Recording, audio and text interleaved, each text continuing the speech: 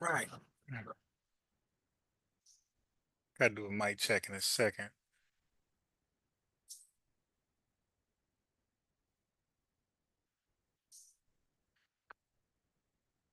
Got my coffee.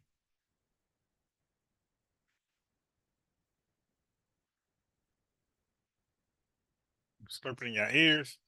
Oh, you can't hear. I ain't sharing my screen.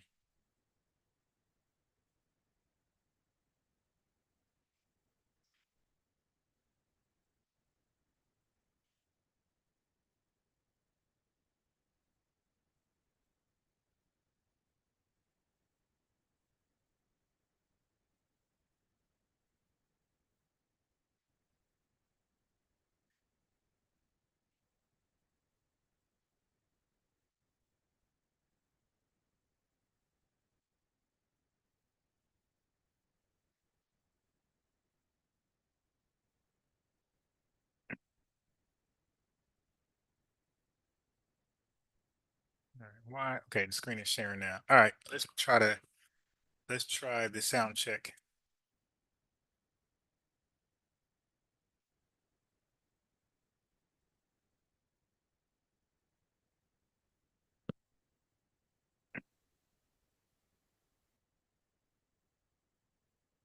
All right. Why? Okay, the screen is sharing now. All right, let's try the sound check.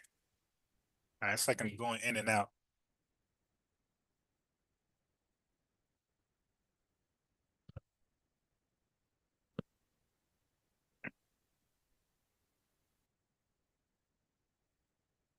All right. Why? Okay, the screen is sharing now. All right, let's try to. We good.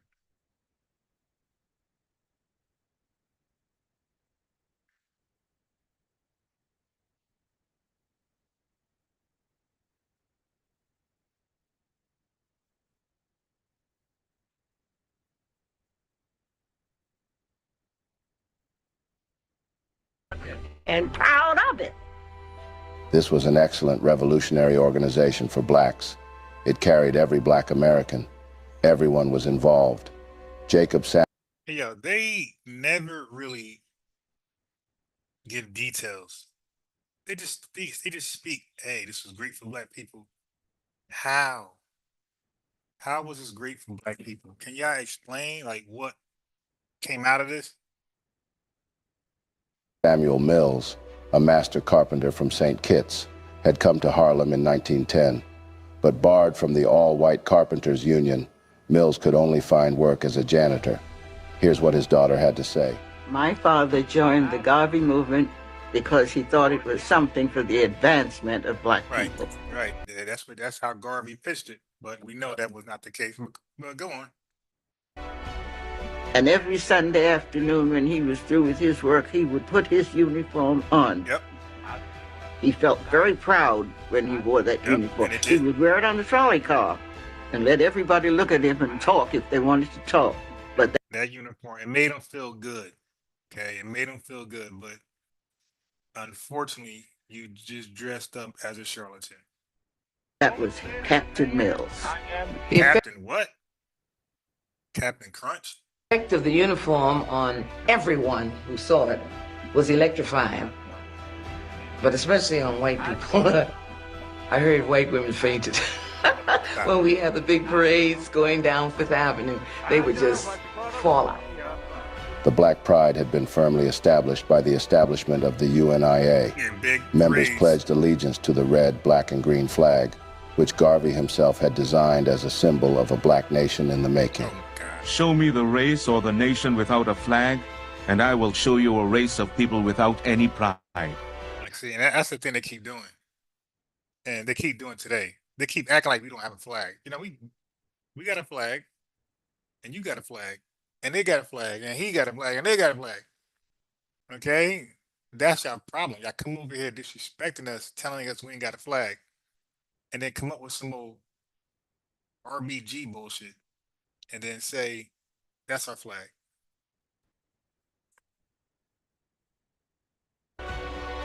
But that was said of us 4 years ago. They can't say it now. Yes, they can. Well, Ethiopia, they can't, dude. You came up with a flag that's nothing. It's nothing burger. Our fathers, thou land where the gods love to be, as storm clouds suddenly gather, all armies come rushing to thee. And then the chorus went something like that. Advance, advance to meet the foe, let Africa be free. That's women would sing that and men would reply, advance women, advance to victory. Men, advance, advance to meet the foe, advance. And everybody, with the might of the red, the black. Yeah, Garvey did a real number on us, man. He did a real number. And the green, advance with the might of the red, the black, and the green. In the summer of 1918, Garvey set out to create a separate economy of black-owned businesses. Oh, shit. First, he had purchased a half-finished church building for use as UNIA headquarters. You see that? You give him, it's a typical cult. Give him the money he did not earn himself. He did not work hard. He did not walk hard or nothing. You give him the money, all the money, he can buy a building. How can anybody, yes, I'm dancing. How can anybody compete with that? That's getting it from the mud. So they would say, hey, what did W. Du Bois do? What did A. Philip well do? Ain't nobody, you all gave this guy the money. You give me the money, I can buy something. I can buy a building, some land. Anybody can buy a building and land. You give them all the damn money. That's nothing to brag about. What did you do with how did you accumulate money? What did you do to accumulate money? Nothing. No different than preachers, pastors, and you just give them the money. That's easy to do something when everybody just give you the money. What did your hands, what money did your hands accumulate? What money did your brain accumulate? Nothing. You went and said, everybody, give me your hard work money. It ain't like they work for his company. And that's a different story. If you had a company, they work and no, they work somewhere already. They had money and they gave it to this clown. That's not something to beat your chest over. And precincted Liberty Hall. Relying on the printing skills he'd learned as a boy, Garvey started the Negro World newspaper with a cover price of 5 cents. The paper carried essays, articles, and poetries, and black history and world events. Yeah, okay. On the front page of every issue was a long editorial penned by Marcus Garvey himself. He distributed the paper with the help of Amy Ashwood, who had made her way to New York a year earlier. Then, to attract the dollars that flowed through black hands, Garvey created his first of many investment funds. Garvey was aware that blacks had contributed to the war effort by purchasing over $220 million worth of Liberty bonds. And this contribution to the war effort indicated that there was some wealth within the black community in the United States. And his idea was that this black wealth should be converted into businesses that would benefit blacks and projects that would benefit black people. Garvey's... Now keep in mind, it took this guy coming from Jamaica to come up with this plan, this ridiculous plan to close the wealth gap between whites and blacks. That's already exploded because of the different programs and services that was afforded to white people, but were kept away from us. 1 second.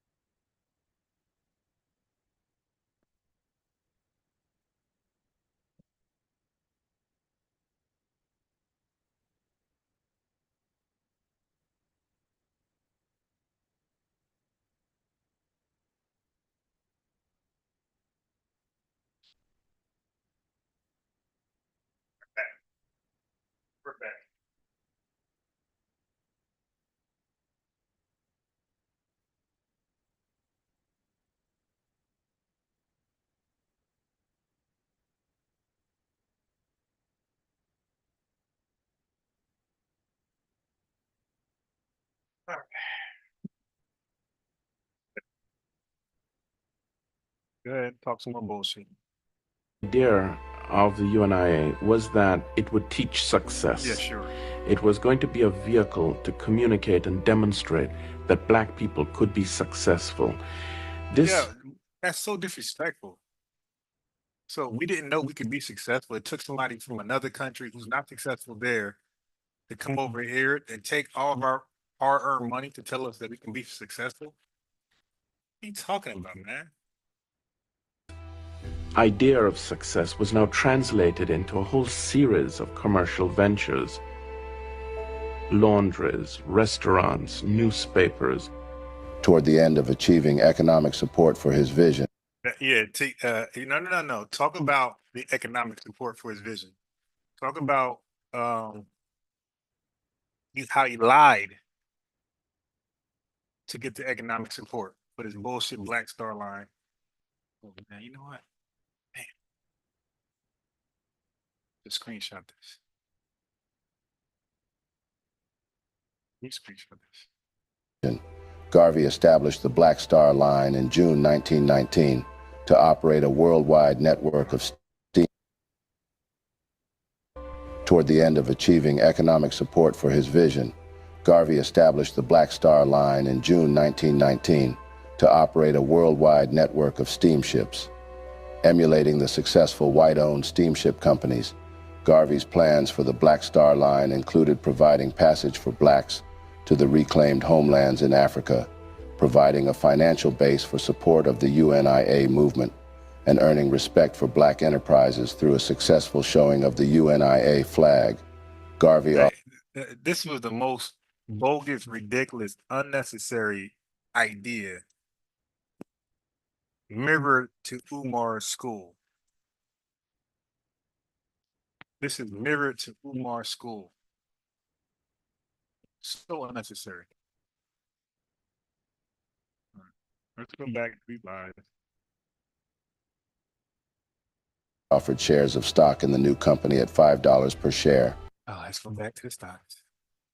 A flag. Garvey offered shares of stock in the new company at $5 per share, and within a year, the line had raised $610,000 and owned 3 ships. This was a huge success in motion. Yeah, but can you talk about how he got the money? How did he advertise the stocks? Can you admit that he lied about owning things? Because you can't say, hold on, let's go back.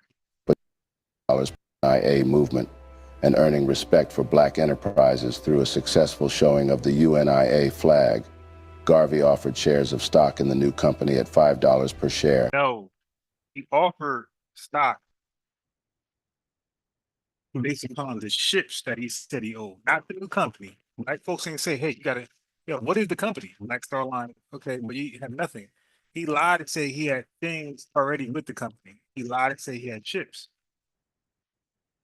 You ain't gonna just come up with a fake company and say, hey, support this. We want to see something. So you had these brochures showing how you own ships when you do not own.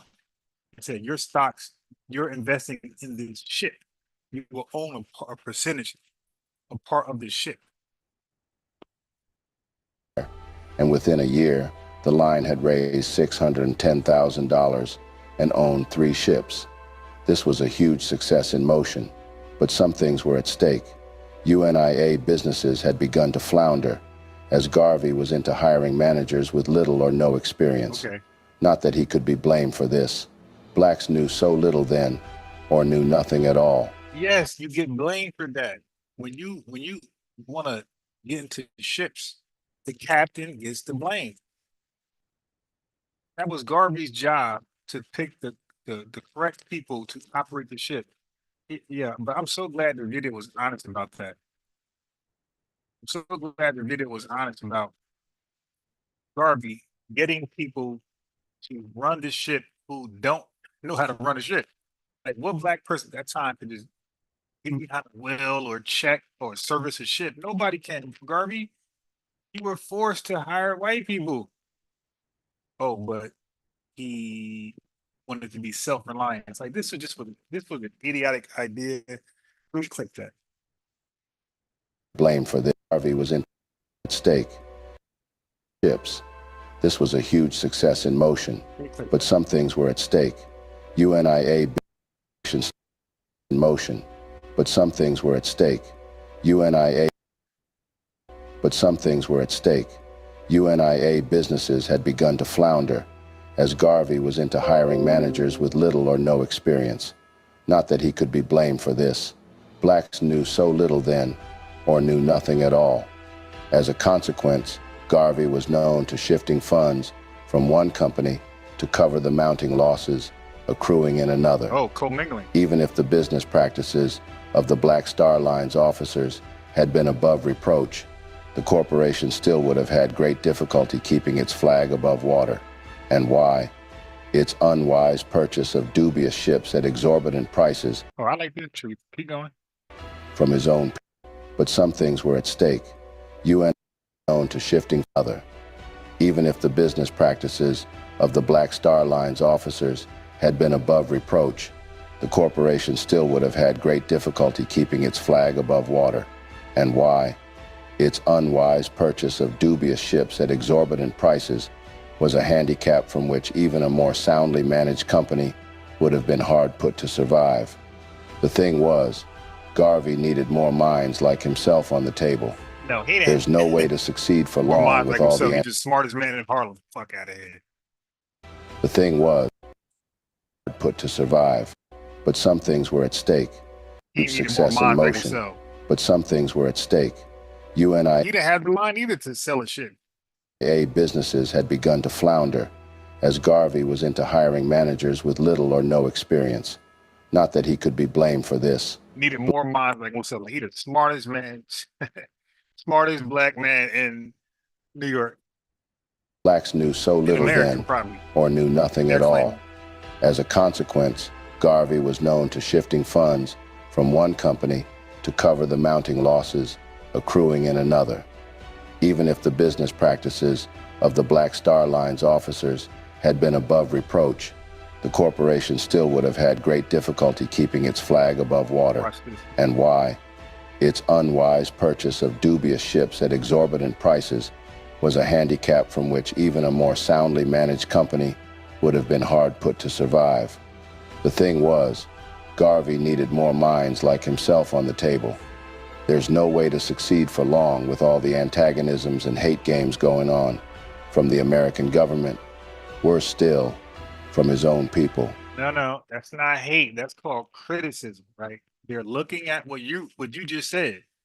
Yo, other black, well, real black prominent leaders, American black prominent leaders are looking at this circus show like, yo, who's going to check the engine? Who's going to service this? Who's going to sell it? Like, they're really like asking questions, like, because they're concerned for these black Americans, these FBAs and ADOS, who's going to hop on this damn boat and sell. They don't want them to die and this fool just flee back to Jamaica with no blame. So yes, people are out there like, yo, what's going on over here? Like we would do today. If somebody came to pitch a lie and they've drawn a cloud of FBA ADOS over there, we're gonna be like, hey, like we do that with the Democratic Party, the Democratic Party and the conservative, the Republican Party. We say, hey, like we challenge each other, like, hey, no. He said this, hold on, but how about this? So that's responsible of us to point out exactly what you pointed out, but we pointed that out at the time. And you admit it today, but you're calling it hate at that time. It's not hate. It's pointing out the obvious. Hey, yo, y'all trust this crazy man from Jamaica who is trying to get you out to sell a ship and none of y'all know anything about a ship? Neither does he. With the Black Star Line, Garvey's own star rose and fell. Yeah. Rather than providing a financial base for the UNIA, the Black Star Line succeeded in draining the UNIA's assets, dragging the organization's other operations under with it. Garvey was forced to sell off. I didn't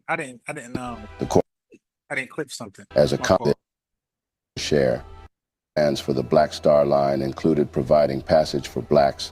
I didn't clip something. This idea of success achieving economic success, providing passage for support of the UNIA flag. Garvey offered shares of stock in the new 10,000, but some things were at stake, hiring managers with little or no experience. Not that he could be blamed for this. Blacks knew so little then, or knew nothing at all. As a consequence, Garvey was known to shifting funds from one company to cover the... Do I have that in there? Clips?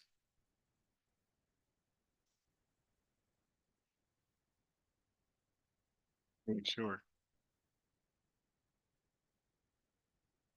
Things were at stake.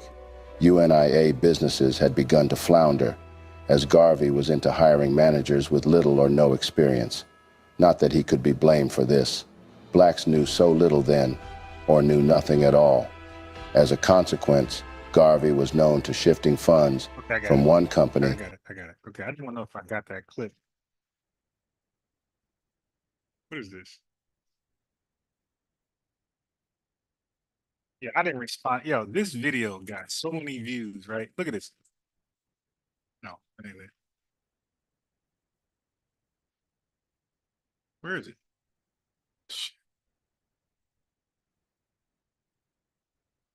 Okay. I gotta go get it. I gotta go get it. Please, Donnie. Yeah, let me go get this. The original video I just clicked on by mistake. I mean, okay, here we go. So I'm surprised the video is kind of honest to a degree, because this video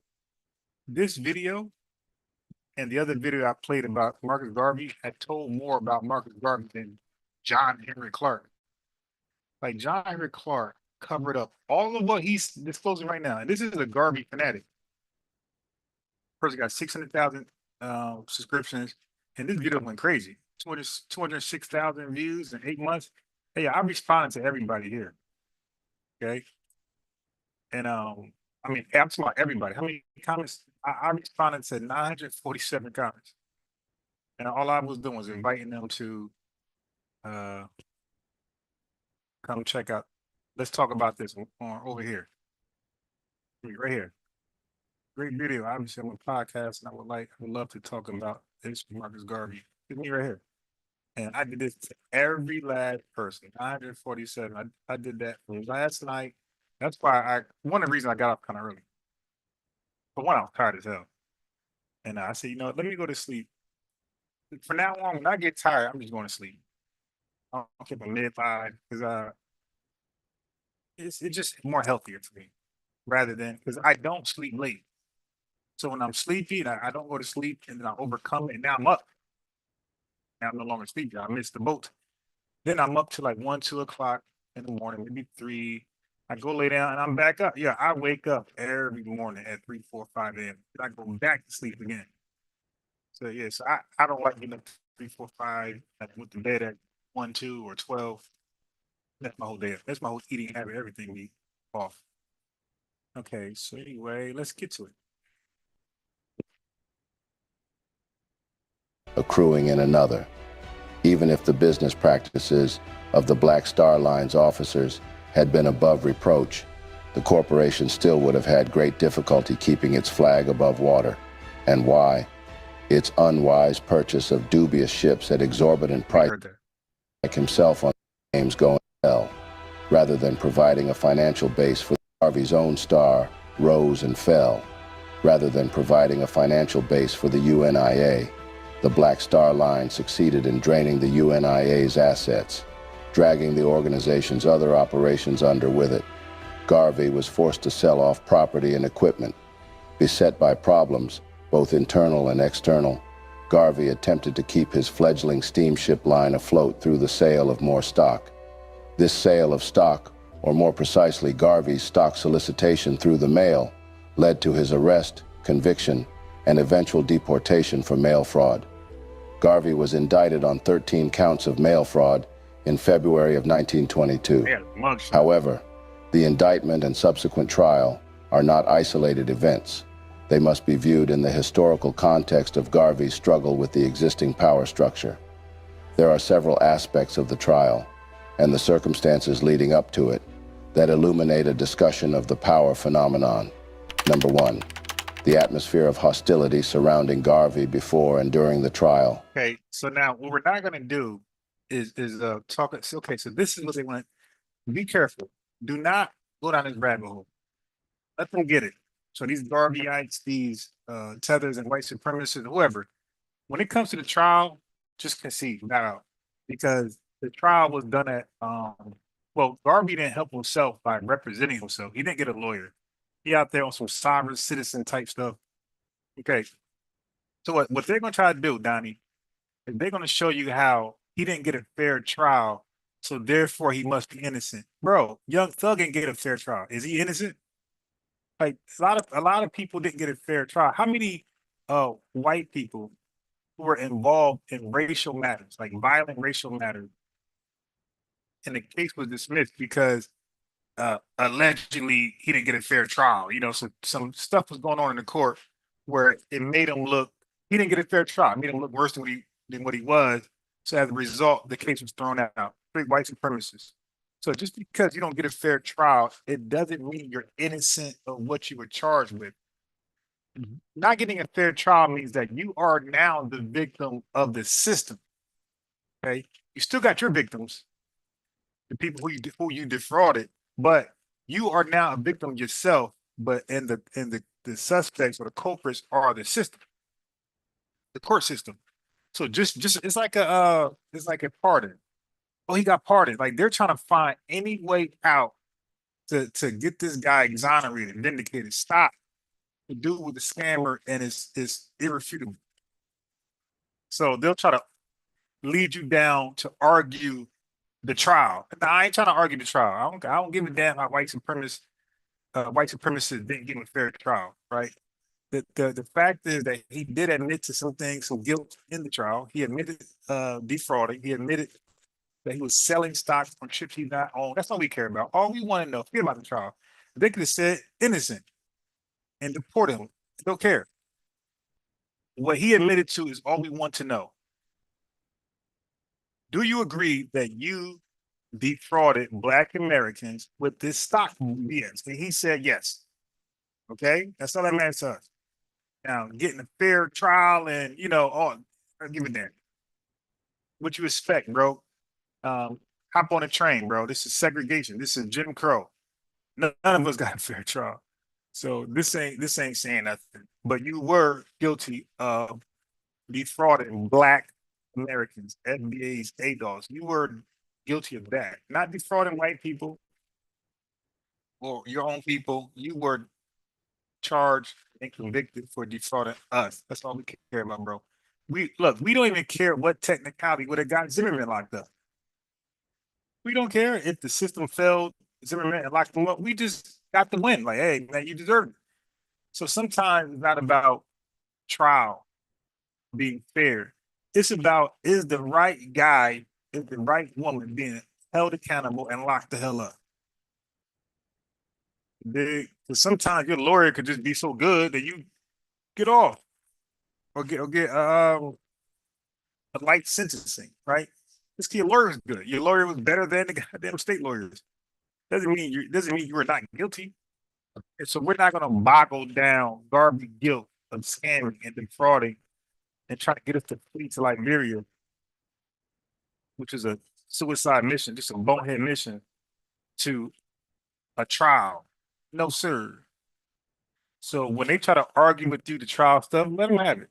Okay, what you expecting, Jim Crow? But you want to know, did he defraud FBA's ADOS? That's all you care about. Did he sell stock for ships he did not own? Was his stock registered? But don't even go that route. Let me do that one. Did he sell stocks to FBA's ADOS to ships he did not own? And the answer is yes. And when they say yes, that's it. I don't want to talk about nothing else, bro. That's called fraud. That's called scamming. We don't care if you get acquitted or you found guilty. You know that's fraud. Like the local drug dealer, that's a self-proclaimed drug dealer. You seen him pitch drugs, and if you get locked up and let go, man, we don't care. We know you're a drug dealer. You dig? I got here. You get acquitted or let go. All of a sudden, what we seen and know of you just get erased out of our mind. Number 2, the extensive government surveillance Garvey No, we was don't see everything about trial. What about the damn charges, my boy? Whether or not Garvey received an unbiased, I don't give a damn, bro. See, they're trying to reduce it to just the trial. I don't give a damn. Look at this. I'm not entertaining none of this. Look, I'll put this in the chat. You guys can watch these for yourself. Okay. Peace, same day. Hey, same day. I asked your boy, Sabir, was he FBA 8 dogs? He said, "What's that? What's that? What's a foundation of black?" He said, "What's that?" But knew what it was. What's a foundation of black American? He said, "I'm a Moor." So that's your answer. I got the answer for you. He said, "What is that? What is a foundation of black American? I am a Moor." So, bro, whatever that means, that's what he said he is. He's a Moor. Yeah, I don't know what that means, but that's what he is. I don't know if Moors are qualified for reparations. I don't know. But as long as that Moor can trace some people to chattel slavery, the 1870 census and somewhere around there, he's good. And that's why I'm telling you guys, stop debating. Oh, you're not a Moor. Oh, you're not a Aboriginal. Oh, you're not a this. That you don't care. All you want to know is when it comes down to it, can this individual prove that they're FBA 8 dogs? That's all I mean. I'm not arguing what you say you are. I don't give a damn what you say you are. Some of these guys say I'm a Pan-Africanist. Do I care? No. It's like, but and we know these Pan-Africanists are FBA's 8 dogs. So I don't care what you call yourself. It's about what are you and can you prove you are that when it comes down to it. That's all we care about. People want to argue. Oh, you weren't here. We don't care, dude. We don't care how you're FBA 8 dogs. We don't care. We just want to know, are you? Okay, so Dave Young. So I look at more when people say they're Moors, I look at all that as like Christianity. Like that's something that you claim, to describe your behavior, your ethics. Okay. But you weren't born at. Yeah, so we don't care about the trial. So this is the but again, because I'm like a good debater, I found out how they'll try to wiggle out of the charges of scamming and fraud. They'll try to redirect you to the trial. That's what Hancock tried to do when he was on here. I'll play it sometime. It's like a long video, and I'll just carve out that section. Hey, the trial, they railroaded him. Okay, but was he guilty of scamming? Did he admit scamming? What we care about. All right, so now let's get past the trial. About the trial. Now you see how they selectively choose like the best pictures to represent Garvey. Now look at the other pictures that look like him. This ain't so cute, is it? And relocate to the West African country of Liberia. Okay, here we go. Garvey's back. All right. Garvey's program of complete separation, lack of knowledge and experience, viable reason. Garvey was forced to sell off property and equipment. Beset by problems, both internal and external, Garvey attempted to keep his fledgling steamship line afloat through the sale of more stock. This sale of— You see that? You don't do that. You don't do that right there. You don't sell off more stock to generate money to save the business. If the business is trash, like that's wild. Why are you selling stock to a business that's tanking? Think about, look, get out your emotions. Think about stock market. Think about finance. When you look at the stock chart and you see a stock falling, right? Falling, spiking down. That's such a word, but dropping, falling. That's, why would you, who will buy stock to a company that's clearly falling? So that's scamming too. You're selling more stock to a falling company. Let me clip that. Of stock, or more precisely, Garvey's stock solicitation through the mail, led to his arrest, conviction, and eventual deportation for male isolated events. Sale of stock float through the sale of more, both internal and external, beset by problems under with it. Garvey was forced to sell off property. Garvey was forced to sell off property and equipment. Beset by problems, both internal and external, Garvey attempted to keep his fledgling steamship line afloat through the sale of more stock. This sale of stock, or more precisely Garvey's stock solicitation through the mail, led to his arrest, conviction, and eventual deportation for mail fraud.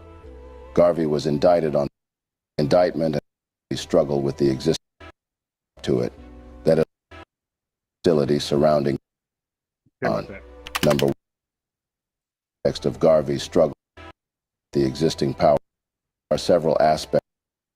They must be viewed in the subsequent trial. 2. However, 1922, Garvey was forced to sell off property through the mail, led to his arrest, conviction, and eventual deportation. So let me give you guys a visual.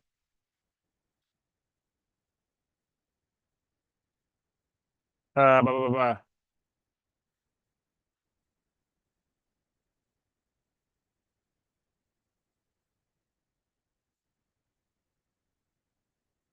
What human being will look at this right here that knows about stock, right?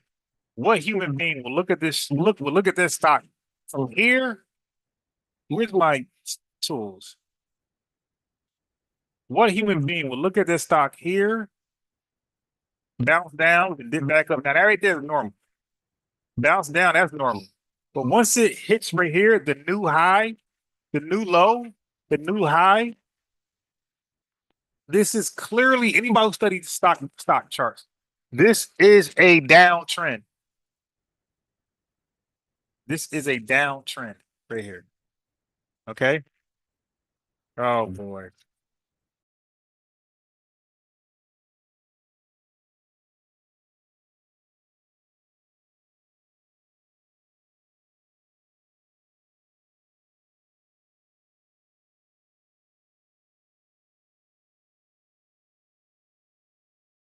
He knocked you down. Okay, you got to be careful. Okay. Okay, you got to be careful. He'll knock you down. Look at him. Tell him go outside. Say go outside. Say go outside. Go outside. Say it. Say go outside. Okay. Go outside. Go outside. Outside. Go outside. Okay, look, he leaving. And he left. He left. Okay.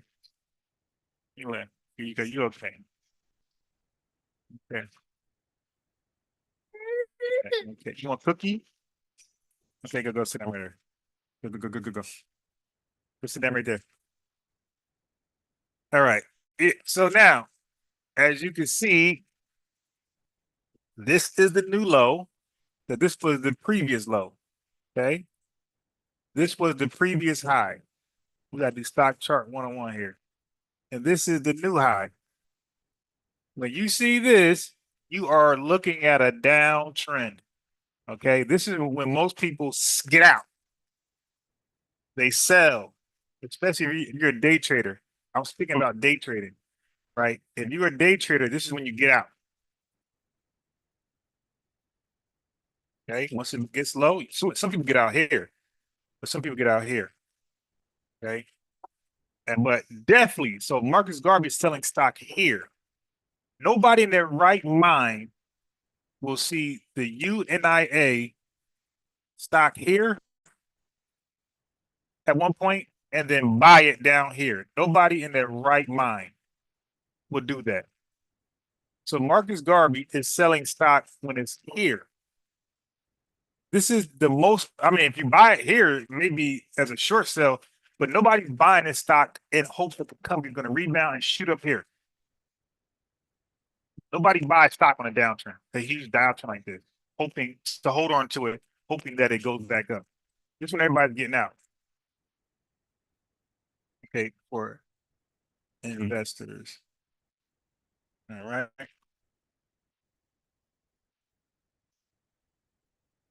All right. Anyway, so this was so Garvey is selling stock on a downtrend,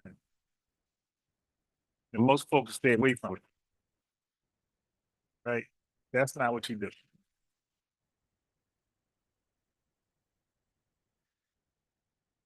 That's a shame, man. Taking advantage of SBA, dude, company is clearly failing. They can't see the chart. He can. So the chart, you could say the signs on the wall, but he can because he's the person in court. He's the person looking at his finances, not holding up. Again, this is another problem. Why wasn't Marcus Garvey able to transfer funds from his savings over? You know why? Because this was his savings. He had no other income. The income were your donations. The same way Umar is with the school. That's why I say the school would never work. How is the funding? Is it donations? So when donations stop funding, this what happens? It's going to do what this steel line thing did. This Black Star Line company did. It's going to fall. You cannot, the company itself is supposed to make money. So the Black Star Line ships were supposed to be set up where they generate money. Somehow people want to get on the ship to go somewhere. Like, how do you just buy ships and let them just? The ships is like your car you just bought. Your car is not going to generate money. It's going to lose money the more you drive and operate it. He bought the ships the same way. He didn't buy the ships to make money off the ships. He bought the ships to travel with those, like you buy a car or rent a car or lease a car. They were not set up to generate money. So now he's having financial difficulties. He can't because he got the legal fees. And he's in jail, so he can't, preach for more donations, more tithes. So the donations stop coming. Where are all these businesses he supposedly had that generated all this money? There are none. The large bulk of the money came from donations. And the donations came by buying this quote unquote stock. Look at him, he's selling more stock. Hey, and look. So now you got the context of how they got him. He's selling more stocks by what way? Through the mail. He's saying, hey, I got more stocks for you if you're interested. He's doing it by the mail.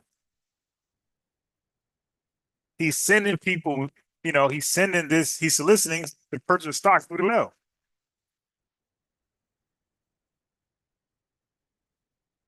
Hey, I got more stocks for you. If you're interested, you could have more stake in the ships. That's going to take you back to California. LL Cool J. That's going to take you back to Africa. For mail fraud. Garvey was indicted on 13 counts of mail fraud in February of 1922. However, the indictment and subsequent trial are not isolated events. They must be viewed in the historical context of Garvey's struggle with the existing power structure. There are several aspects of the trial, and dishonesty, a lack of knowledge and experience, and of using the mails in furtherance of a scheme of influence at the time, masses of black people. Pain. This was even spearheaded by several prominent Negro leaders. There we go. Garvey's indictment coincided with a vigorous Garvey Must Go campaign. This was even spearheaded by several prominent Negro leaders who vehemently opposed Garvey's programs for no justifiable reason. You heard this guy? He said they vehemently opposed his program for no justifiable meaning. Yeah, this dude is straight lying. But again, you see what I did? I challenged everybody on here. Let me just challenge him directly. But I challenged him and see how he replied. I challenge all these folks. Oh, let me bring one back up. So he replied here, I guess. Well, he liked it. And I'm here. Look, I'm there. So let me just call him out directly. Nah, because then he'll see what I did, how I spammed his if I call him out directly, then he's gonna see how I spam his chat.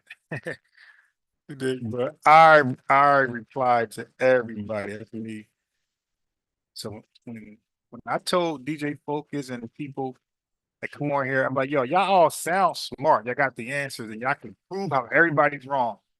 But the difference between me and you is that you won't go prove they're wrong to their face. You won't call in these shows. They all take call-ins. Yvette Carnell, Mark Lamont Hill, everybody who you believe is wrong. The left, the right, the middle, everybody takes calls. You can call Mitch Shapiro. All these guys take calls.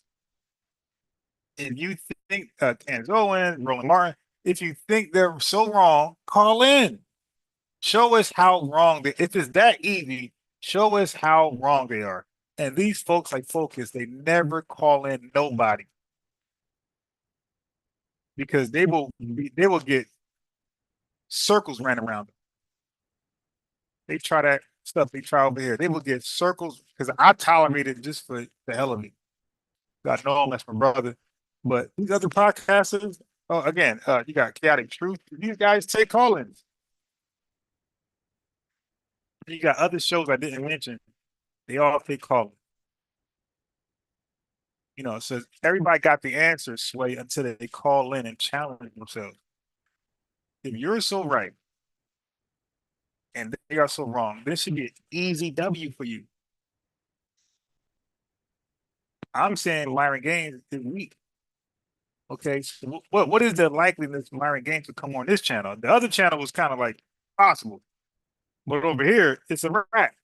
So most likely I got to call in on him. So I'm just tightening my mouthpiece, so I ain't fumbling, fidgeting my points. You know, I'm just studying where he will probably go next. So after I prove this point, what other talking point will he flee to next? So I'm doing that by listening to his dialogue with Tariq Nasheed. Yes, man, what do you really come in? Coming in from?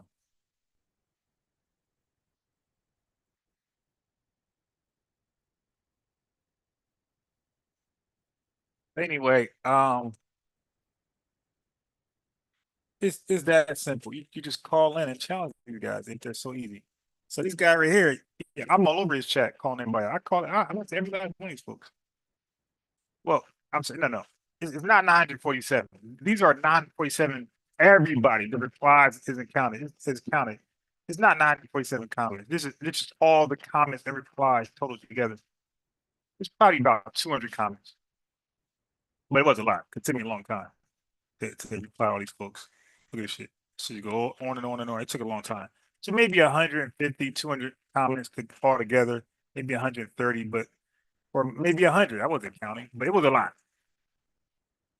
Okay, so now he's saying the black leaders like Ed Lee, I said Ed Lee Belly, Johnny Cochran, associate, Dream Team. No, A. Philip Randolph. He wanted to say that they had no reason to oppose Marcus Garvey's BS plan, trying not to use profanity.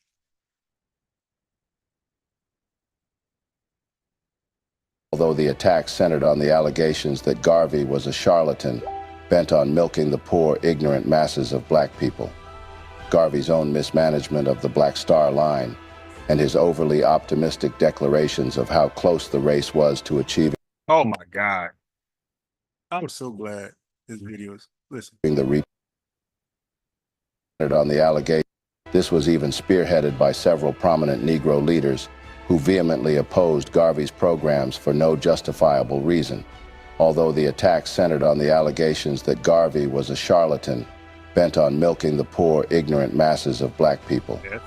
Garvey's own mismanagement of the Black Star Line and his overly optimistic declarations of how close the race was to achieving the repatriation of Africa fed heard him how close the race. Look how he was lying. Let me clip that. See, it's good to clip it from a video that's pro Marcus Garvey rather than my own video. Garvey must go. Hysteria. Garvey must go. Okay, hold on. hysteria. Garvey also became the black media's target for character. Why are we okay? The optimistic declarations of how Garvey's own mismanagement of people. Garvey's own mismanagement of the Black Star Line and his overly optimistic declarations of how close the race was to achieving the repatriation of Africa fed the Garvey must go hysteria. Garvey also became the black media's target for character assassination, whose liberation he claimed a black man with his W.E. his target for character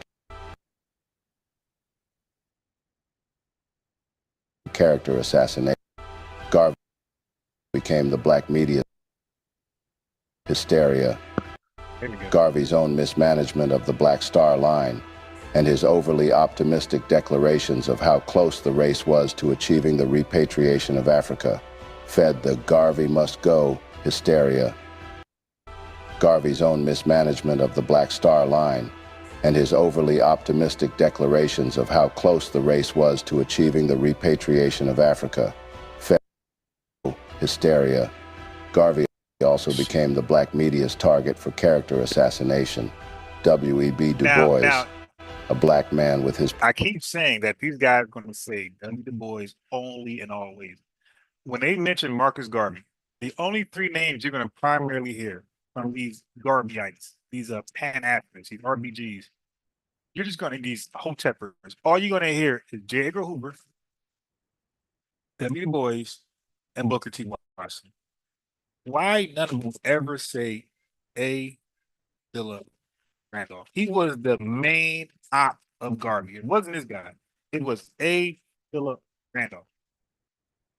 But they go to this guy, right? And the reason why they go to him, because he ended up going to Africa's damn self.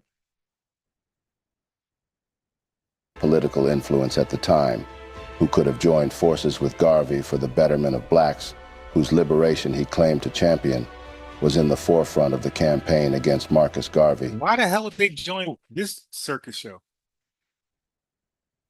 He had written an article critically evaluating the Black Star Line's finances, questioning the existence of worthless ships, and calling to task the habit of selling passenger tickets on non-existent ships scheduled to sail to Liberia. There we go. Now we're getting to it.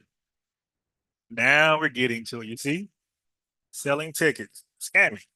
Du Bois accused Garvey of robbing his investors, dishonesty, a lack of knowledge and experience, and of using the mails in furtherance of a scheme to defraud and conspiring to do so.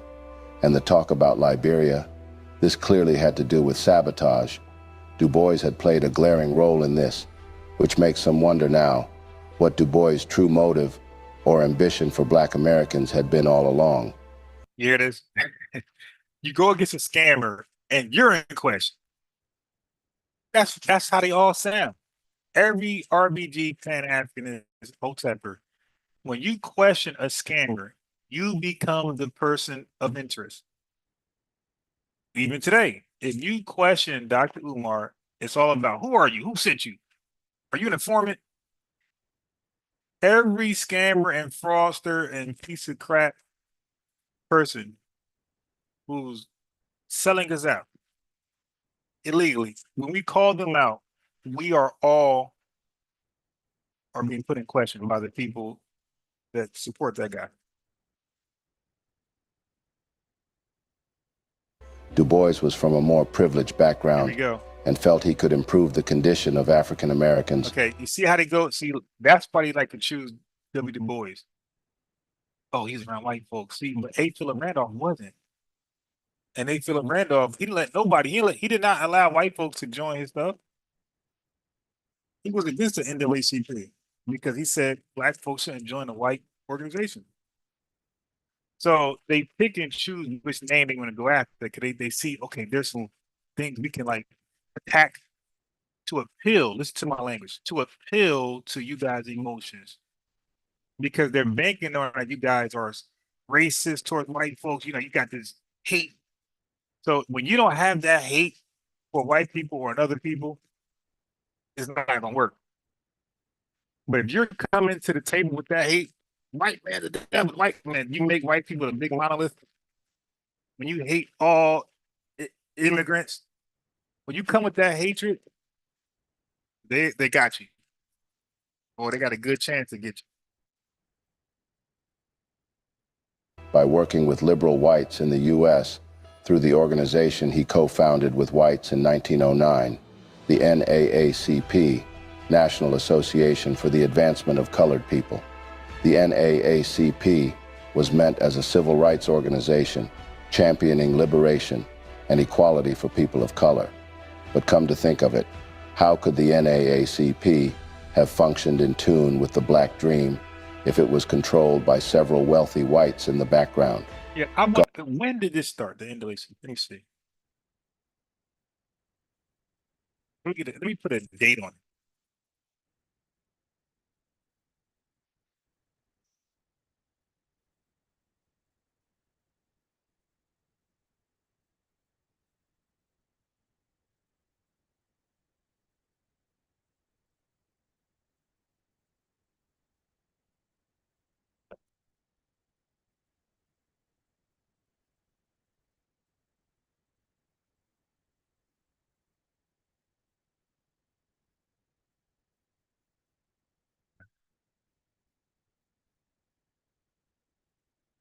All right.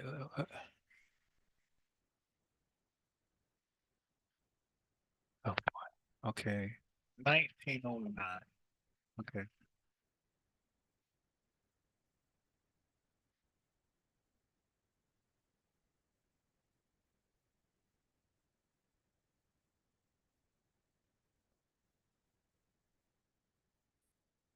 How was that?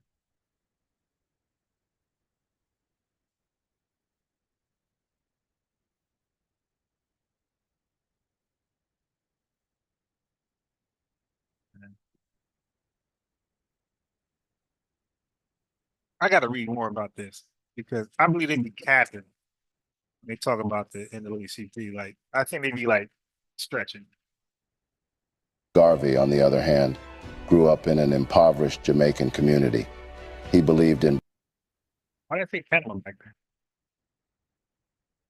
blacks helping blacks without any dependence on whites. Okay, you hear that? Now, this is what white Southerners, white racists, period, Southerners, Northerners, this is what they want to hear right here. This community. He believed in blacks helping blacks without any dependence on whites. This he'd always known to be true liberation. Okay, blacks helping blacks without any help from whites. Okay, so now look how they define assistance or help. They define assistance and help with a color. So if you just had a boat crash, right? And you're at sea and a helicopter is flying by to save you. It's a white person in Netherlands. Is that white help or is it just help? So they want to colorize help so you can reject it. I'm telling you, yeah, this only works if you have this disposition where you just hate white folks and you hate other folks. This is going to work. Oh, the white man told you. That's the white man Google. That's the white man car, and everything white is just devilish to you. Oh no, it's evil. No, I don't care. I don't want it. Help and assistance isn't colored. Okay, there's no ethnicity to help. There's no race to help. Help is help, and we are in more need of help than anybody else in America at that time because we've been locked out of wealth and opportunities and locked out of help. Okay, so when those land grants came to white people, the land wasn't white. The land was green and brown and whatever soil, whatever, color, how land is color coded. They didn't see it as white land. They seen it as land. Okay, so when they got the privilege of those home loans through the HOLC and the FHA, white folks didn't look at this as white loans. They look at this as loans. That's going to help us be homeowners and help us generate generational wealth and build up the middle class. when the Social Security Act was passed in 1935. That wasn't seen as a white act. I was like, yo, we need the veterans need what they're getting out of this. The ABC, the AFGC, all these programs were seen as just help. They were not seen as black, white, Puerto Rican help. They were just help. Are you trying to tell me, let's say, because these acts of help, assistance are right after the Great Depression. White folks are everybody record doing bad. White folks are really feeling it because they felt like they're God's people, whatever. Like they're just inherently better than everybody. So they like, how do we get in this position? So can you imagine like China sending over like a stimulus package? Same thing. The HOL home loans, same thing that this American government afforded these white folks undeservingly. Can you imagine China sent that over here? You think these white folks gonna be like, nah, I'm good. We're gonna stay in these soup kitchens. We're gonna stay poor as hell with no home. Man, give me this. Only a white bigot, so extremists will be like, nah, I'd rather die. The hell with the helicopter help. Let me just sink in this water and be eaten by a shark. The philosophy of both men differed. Garvey would recall how his disappointment was offset by the peculiarity of what he had witnessed in the NAACP offices when he went visiting Du Bois to personally invite him to one of his events. His event is a circus show. A bunch of black folks dressed up in funny colors, like today's parade. Hey man, I want you to come down and like he's trying to wow W. Du Bois. He's trying to wow a black man who went to Black Wall Street himself. Matter of fact, why don't you go with W. Du Bois to Black Wall Street? You're trying to wow a black man who's seen real black success, who's seen real black millionaires getting from the mud with no assistance. Everything Garvey supposedly stood for, it was already going down all across America, but definitely in the South, in the Oklahoma, Rosewood, Durham, North Carolina. So this is already happening. It's like, dude, what are you saying? What you're coming to think you're going to do, we're already doing, and we're not doing it by the way you said we would do it. Matter of fact, the way you said it can happen, it didn't happen before you. It didn't happen while you were here. It didn't happen when you were deported. It ain't happened since. 100 years later, it ain't happened. So this farce of one man, give one man all the money, and he's going to create a school, buy steamships, create the Black House, Day Morrison. None of this stuff worked. Give one man the money, and he'll buy it all. Just sit back and watch. All you're going to watch is that one man get rich, and when he blow the money, everything fall apart. That's all you're going to keep witnessing. Because one man can do it. Stark absence of colored staff among the officers of a supposedly colored organization was troubling. Garvey claimed to have been perplexed and unable to tell whether he was in a white office or that of the NAACP. Oh, God. All these put together would hurt Du Bois, no doubt. For a fact, he was the director in front and editor-in-chief of NAACP's monthly magazine, The Crisis. For Garvey, whites would never come to accept blacks, and thus he proposed that black Americans return to Africa, where they would live as part of a majority population. Okay, why? Look. Why not go to? You know what's crazy? Why not go to Jamaica?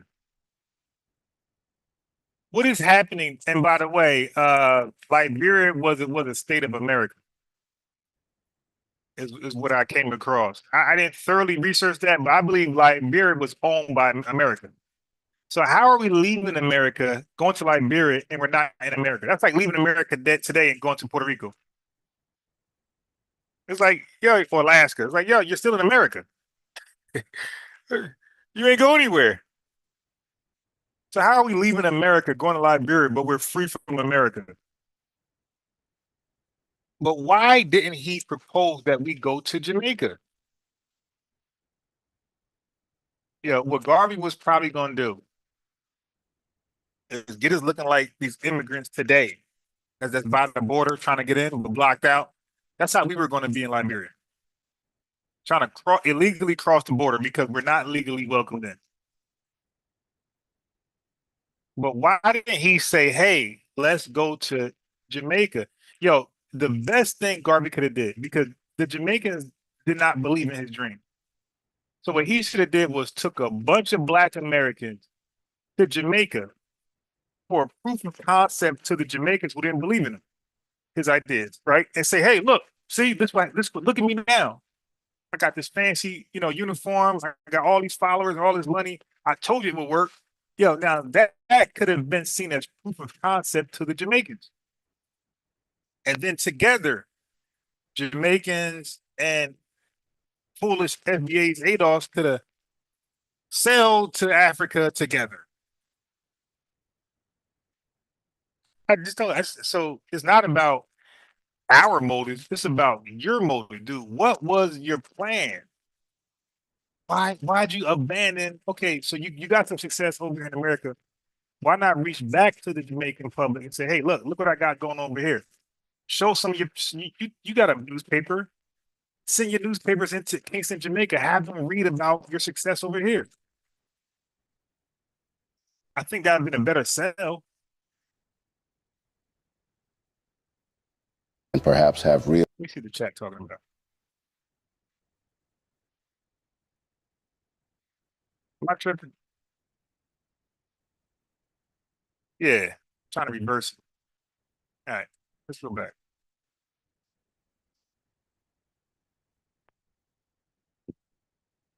Real political power. Du Bois felt that Garvey's program of complete separation was a form of surrender to white supremacy and threatened the gains made by the NAACP. Not just the games of the NAACP, but the games of the Black people altogether. And in fact, on the fly, Facebook say.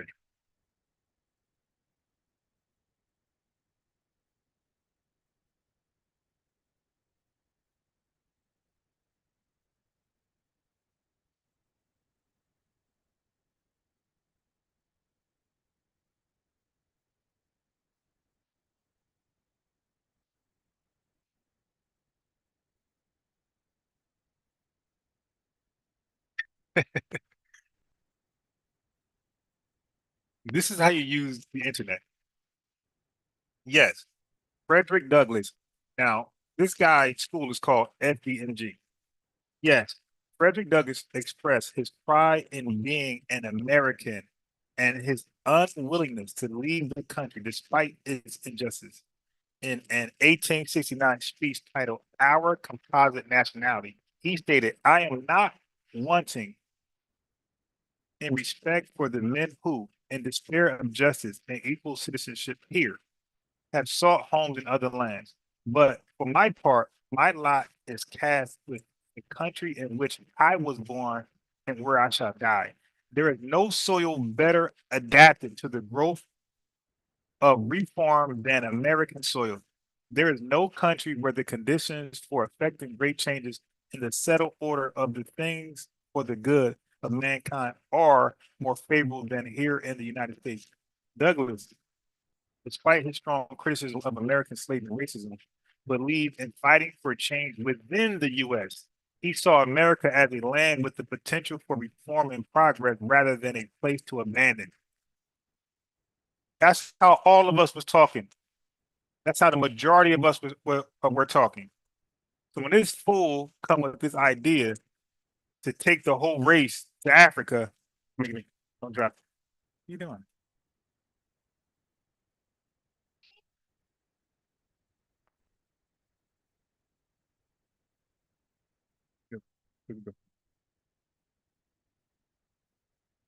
Yeah, so when this fool came with this idea to flee America for a foreign nation that wasn't in on the flee, right?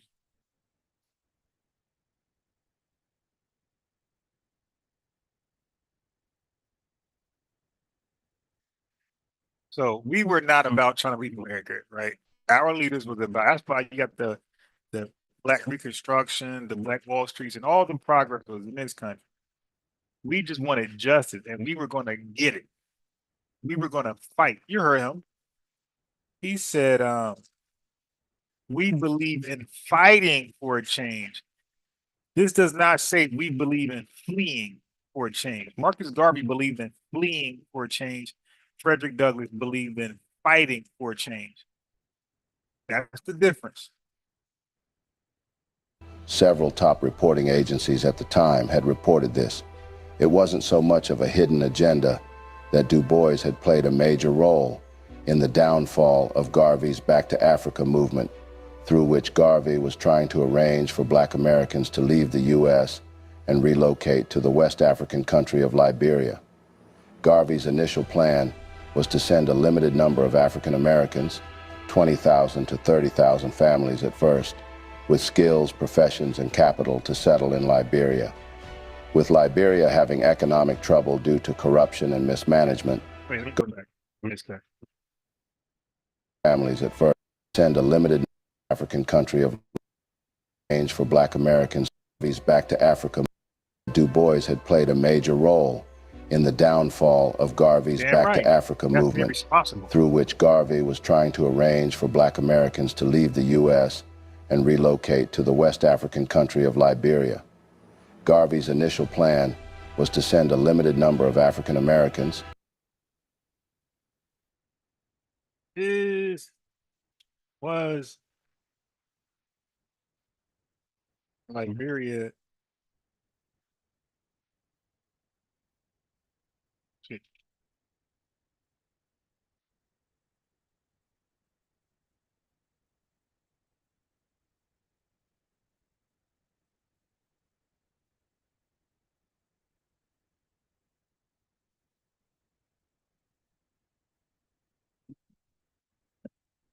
Okay, it wasn't an American state in the early 1900s and is not an American state today. Liberia was founded 1821 by the American Colonization Society as a colony for freed Americans. The idea was to resettle free Black people from U.S. and Africa. However, Liberia declared its independence in 1847 and became a sovereign nation. Though the U.S. maintained close ties with it, today Liberia is an independent country in West Africa. It has never been a U.S. state, though it has historical connections to it. All right, we'll know for sure. You know, we don't want misinformation over here. So it wasn't an American state. Okay, now. So that's now. Did the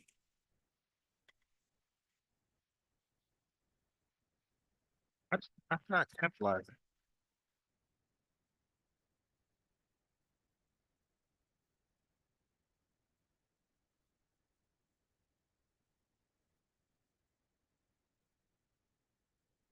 Did the Liberian president agree with Marcus Garvey?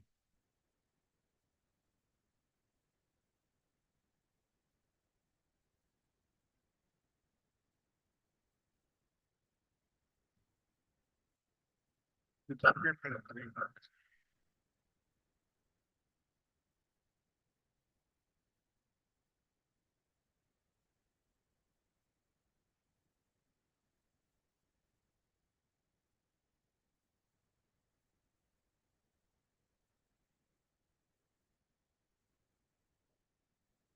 For African.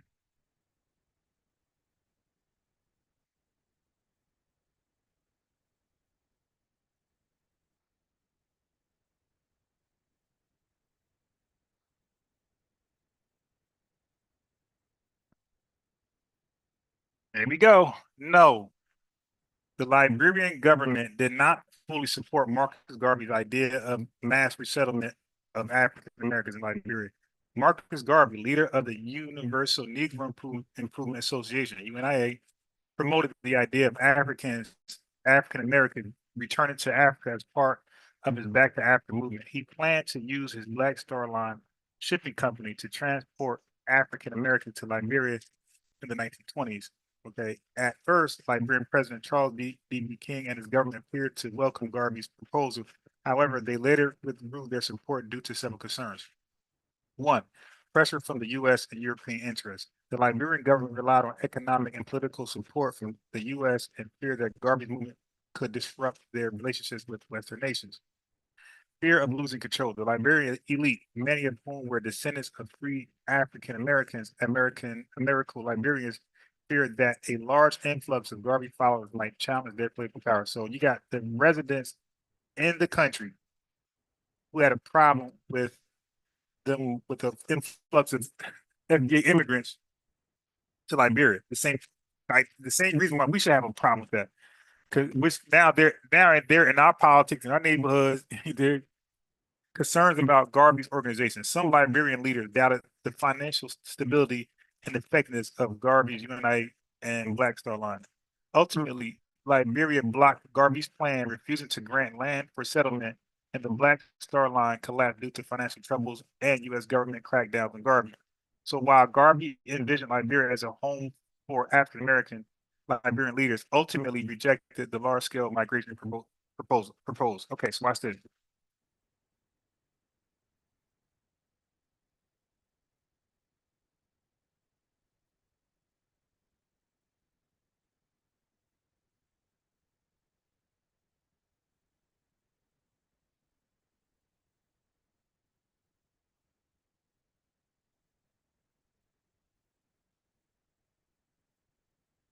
Um,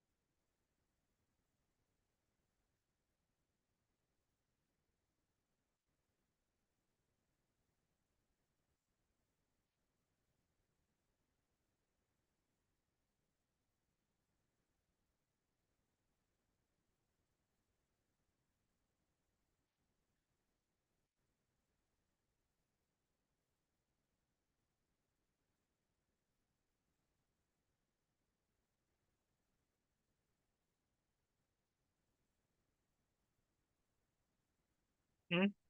Wow, you are cool, dude. That is cool. Okay, so go back outside, dog. Go, go, go, go. Okay, so Marcus Garvey, that is cool. So this is scammy in another way.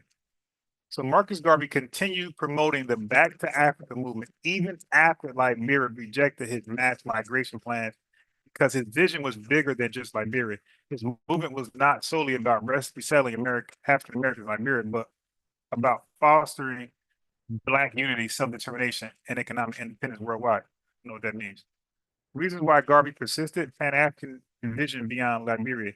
Garvey saw the entire continent as the homeland for. So where are we going to go? Garvey saw the entire African continent as the homeland for people of African descent, not just Liberia.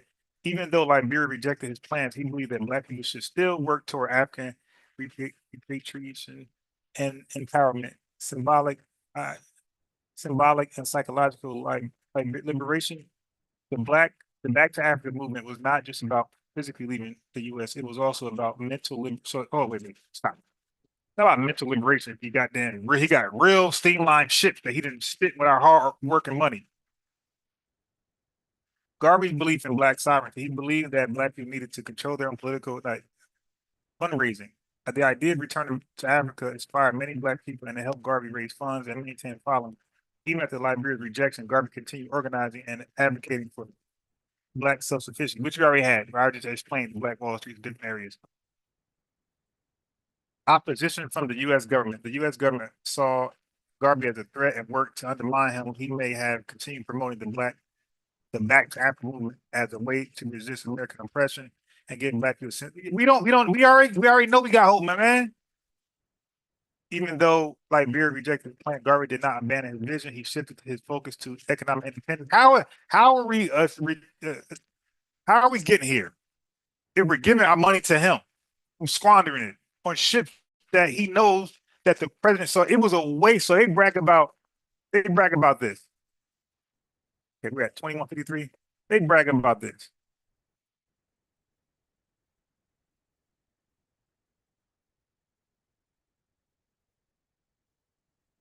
Let me show you what they brag about.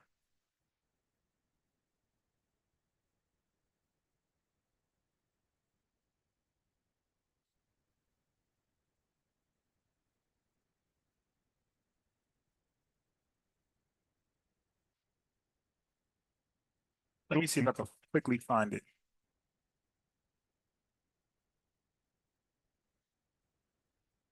Toward the end of achieving economic support for his vision, Garvey established the Black Star Line in June 1919 to operate a worldwide network of steamships. Emulating the successful white-owned steamship companies, Garvey's plans for the Black Star Line included providing passage for blacks to the reclaimed homelands in Africa, providing a financial base for support of the UNIA movement, and earning respect for black enterprises through a successful showing of the UNIA flag. Garvey offered shares of stock in the new company at $5 per share, and within a year, the line had raised $610,000. Okay, why are we bragging about this if it was all for nothing? The president of Liberia said, nah, I'm good, I'll pass. So basically, this went in his pockets. He was hoping to hear that. See, here's the thing. When one person take all your money based on a dream of a big university school or a bunch of steamships, okay?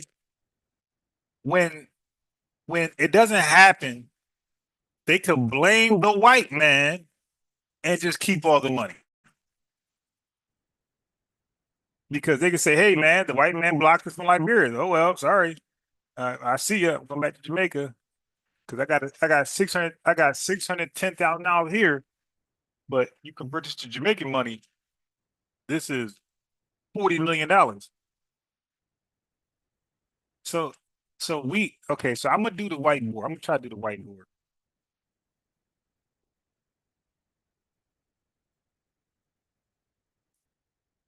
Of complete separation was a form of surrender to white supremacy and threatened the gains made by the NAACP.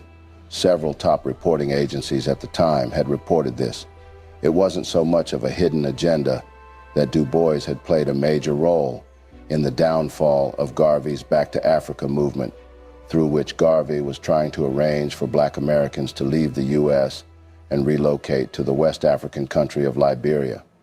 Garvey's initial plan was to send a limited number of African Americans, 20,000 to 30,000 families at first, with skills, professions, and capital to settle in Liberia. With Liberia having economic trouble due to corruption and mismanagement, Garvey had launched the Liberian Construction Loan Program, from which he successfully raised a $2 million fund, which he offered the Liberian government in exchange for the settlement of his people there. What happened? This happened in 1921, October 17th. The Universal Negro Improvement Association, UNIA, had a large and growing presence in Liberia already. High-ranking members of the government and ordinary Liberian citizens were members of the UNIA. Okay. Let's fact check that.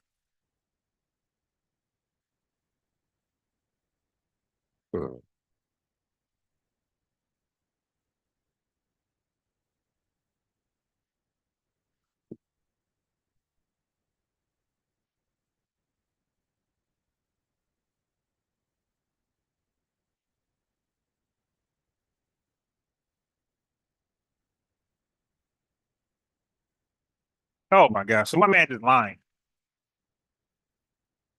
There is no solid historical evidence that Marcus Garvey personally offered the Liberian president $2 million to allow African Americans to resettle in Liberia. However, Garvey and his Universal Negro Improvement Association did engage in negotiations with the Liberian government in the early 1920s about settling African Americans there. What we know about Garvey's liberation plan, Garvey raised funds for the Black Back to Africa movement, and he did plan to invest in Liberia to support migration efforts. Some sources mentioned that the UNIA pledged large sums of money for infrastructure projects in Liberia, such as roads and schools. Liberia initially showed interest as President Charles D. King and his administration seemed open to settlement discussions. However, they later rejected when they found out how he was getting his money.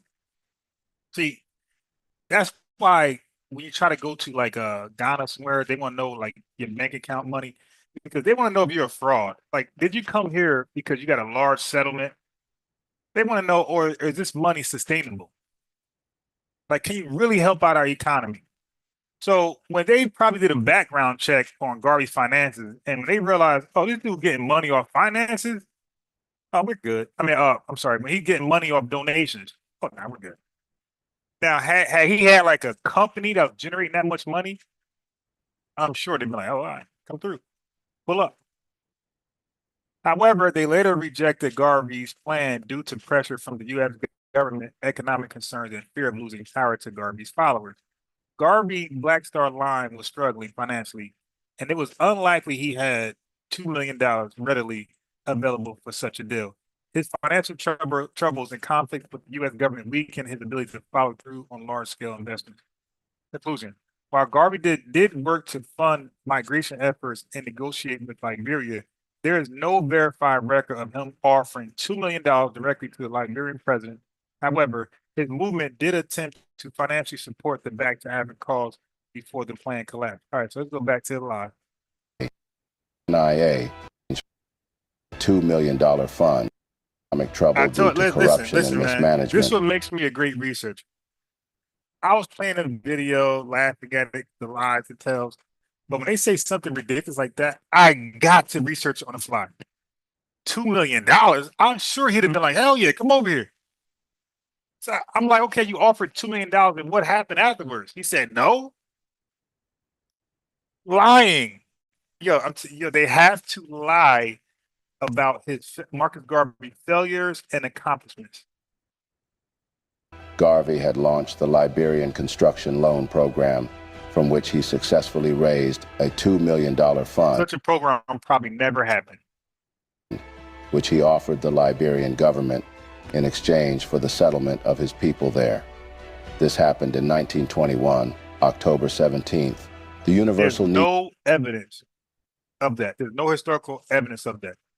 But he said it like it was a fact. So people, all these damn subscribers and comments, all these people who watched it, 200,000 people who watched it, believe that lie. Negro Improvement Association, UNIA, had a large and growing presence in Liberia already.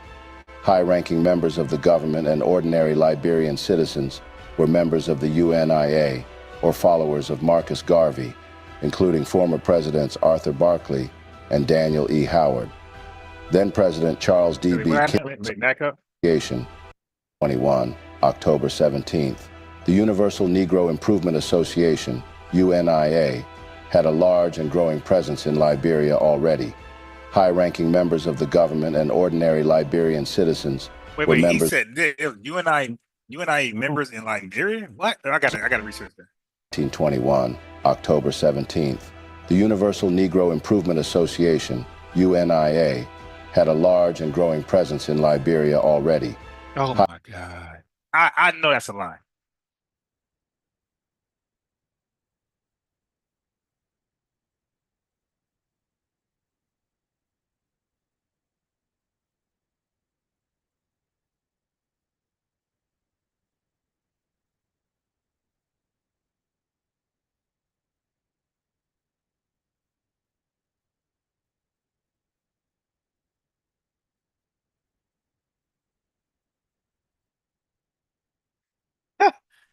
Oh my, this video is just lying. No, the Universal Negro Improvement Association never established a large and growing presence in Liberia on behalf of Marcus Garvey. While Garvey had ambitious plans, while Garvey had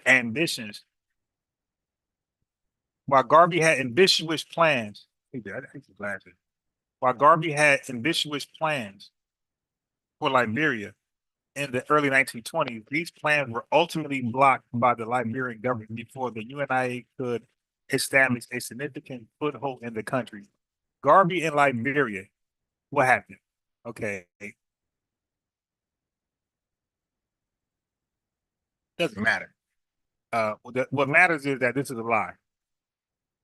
21, October 17th. That's why I'm like, what? Like, this doesn't make sense. Like, this dude was a failure, and they're trying to make him a winner. The Universal Negro Improvement Association, UNIA, had a large and growing presence in Liberia already. High-ranking members of the government and ordinary Liberian citizens were members of the UNIA or followers of Marcus Garvey, including former Presidents Arthur Barkley and Daniel E. Howard.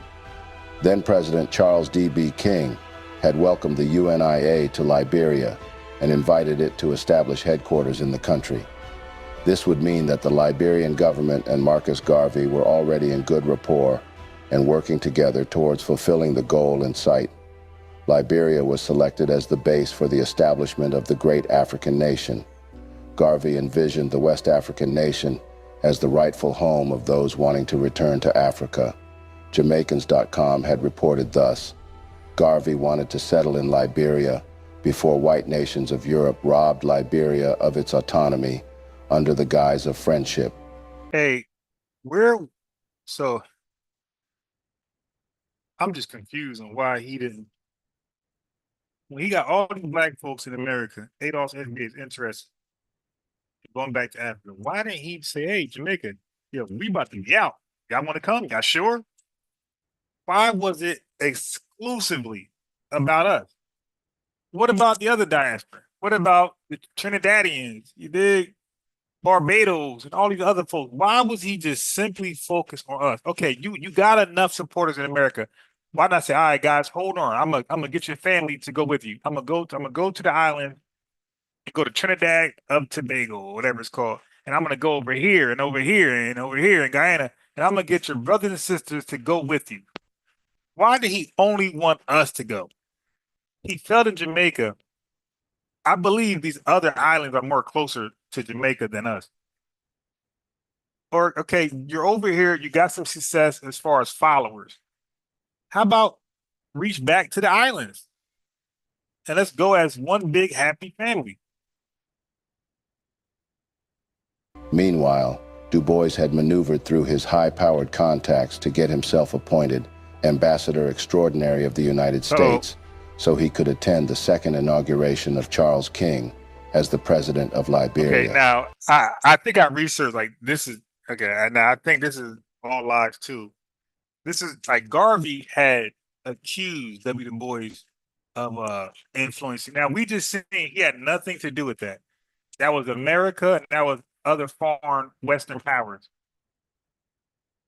So I don't even got to Google this one. I know that he had no pull like that. But again, it's on YouTube, so it must be true.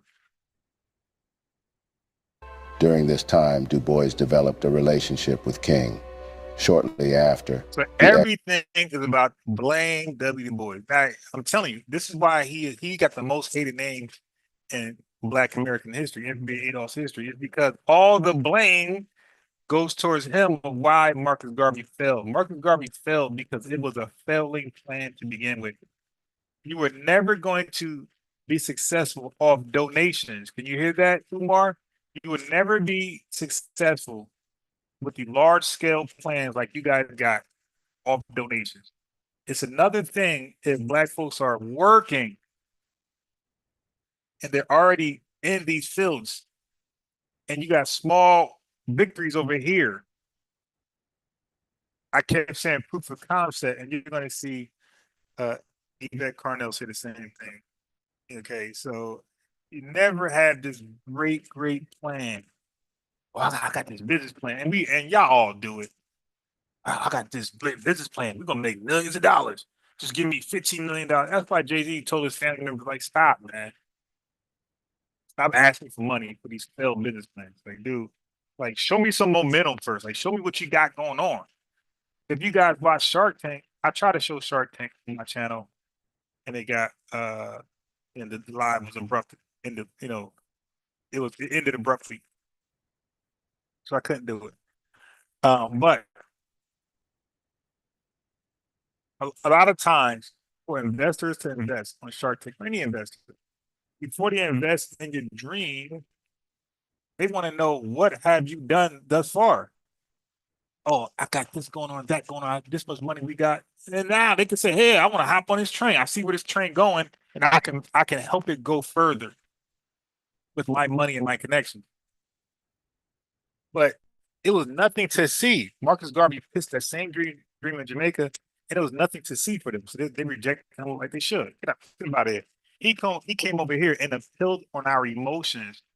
We just left World War I. You did. We had horrible experiences with white supremacists and systemic racism. So we were up for, the gimmicks, the circus. Unfortunately, he took advantage. Experts and engineers of Garvey's UNIA would, as planned, arrive in Liberia to prepare for resettlement, there you go, lying. and were immediately deported on the instruction engineers of Garvey's relationship with King. Shortly after, the experts and engineers of Garvey's UNIA would, as planned, arrive in Liberia to prepare for resettlement, and were immediately deported on the instruction of Liberian President Charles King. This was clearly unanticipated. The new Liberian president had no doubt been influenced by his new acquaintance, Du Bois.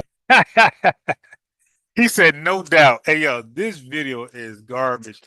And all these folks in the comment section, a lot of them are from the diaspora. They are eating this up, hook, line, and sinker. But I love it, though, because they come over here and they get cooked. Boys.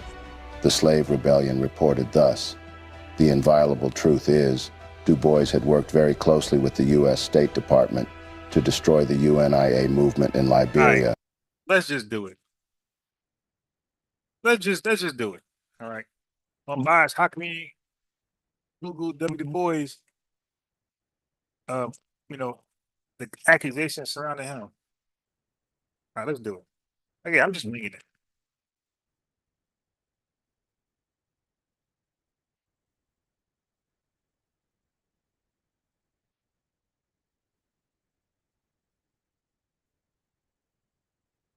God.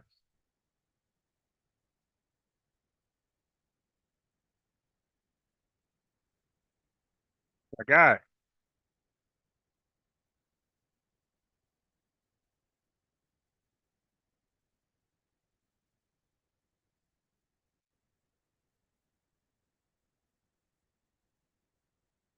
Oh my God. I knew it. I knew it. This is sad. This is very sad, man. This is very sad. Just lying. This is very, very sad. This is very, very sad. Look, I'm doing it on the fly. This is no editing. I don't even know what I'm going to ask. I'm going by the video. I never watched the video this far ahead. Okay. So now they're making bold claims. I just don't believe them. And so far, I'm 100% right. So every concern I had about the information coming from this video, when I challenge the validity of it, I'm 100%. There is no direct evidence that W. Du Bois personally influenced the Liberian president to reject Marcus Garvey's Back to Africa movement. However, Du Bois was a vocal critic of Garvey and opposed his leadership, which may have indirectly contributed to Liberia's decision. W. Du Bois' opposition to Garvey. Philosophical differences. Garvey believed in Black nationalism, racial separation, and mass migration to Africa. Du Bois supported racial integration, Black intellectual leadership, and African development, but did not support Garvey's idea of an immediate mass exodus of African Americans to Africa. So he had no problem with Africa developing, but he was like, yo, we could even help. We stand over here. Public criticism of Garvey. W. Du Bois famously called Garvey the most dangerous enemy of the Negro race, rightfully so, and believed his leadership was reckless, right? The rivalry between Garvey and Du Bois was intense, with Du Bois aligning with Garvey's opponents in the U.S. government and civil rights circles. Did Du Bois influence Liberia's decision? No, no direct proof exists that Du Bois spoke to Liberian government officials about Garvey, but somehow this guy knows. However, Du Bois was connected to influential Pan-African and U.S. government circles, which may have reinforced opposition to Garvey's migration plan. Liberia was also under economic and political pressure from the U.S., which opposed Garvey. Since Du Bois has ties to elite African leaders, his influence may have indirectly strengthened Liberia's rejection to Garvey's plan. Conclusion: while W. Du Bois did not personally cause Liberia to reject Garvey's migration plan, his public opposition to Garvey and alignment with U.S. and elite Black leaders may have speculation directly influenced the situation. The main reasons Liberia, what are the main reasons? The main reasons Liberia rejected Garvey's plan where U.S. pressure, fear of losing power, and economic concerns rather than Du Bois' direct involvement. Yes. That's his ball. He can throw it down. Okay, get it. Throw it. He go throw it. Okay, you see? So this is why. And don't forget, so and Liberians themselves in Liberia, the residents said they didn't want a black African American mass influx because we're going to challenge them most likely for political power, which we would have. Because in the video, he just said they had corrupt leadership over there. So what else are we going to challenge in this video? It's a bunch of lies. And had taken steps to hamper the construction and resettlement plan. The more complicated truth, which was also known, has less to do with Americo-Liberian hegemony than a curious combination of French, British, and American interests in Africa. This, the Liberian listener reported.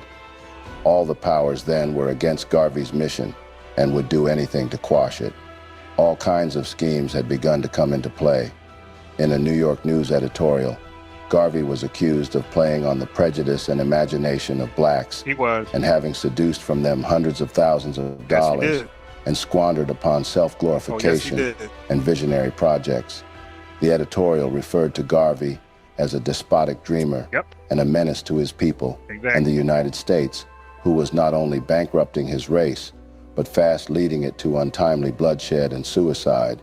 Additionally, in the white media, Garvey was portrayed as a racial agitator, stirring up hatred against whites.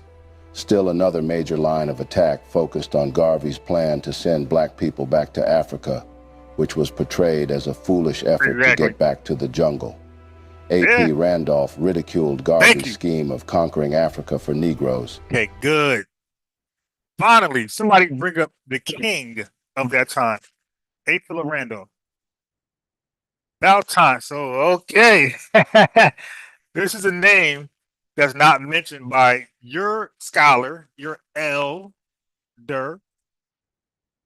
L as in lost, taking L, losing, elder, John.H.Clarke, for anybody else, they don't mention the dude name at all. Africa, which was portrayed as a foolish effort to get back to the jungle.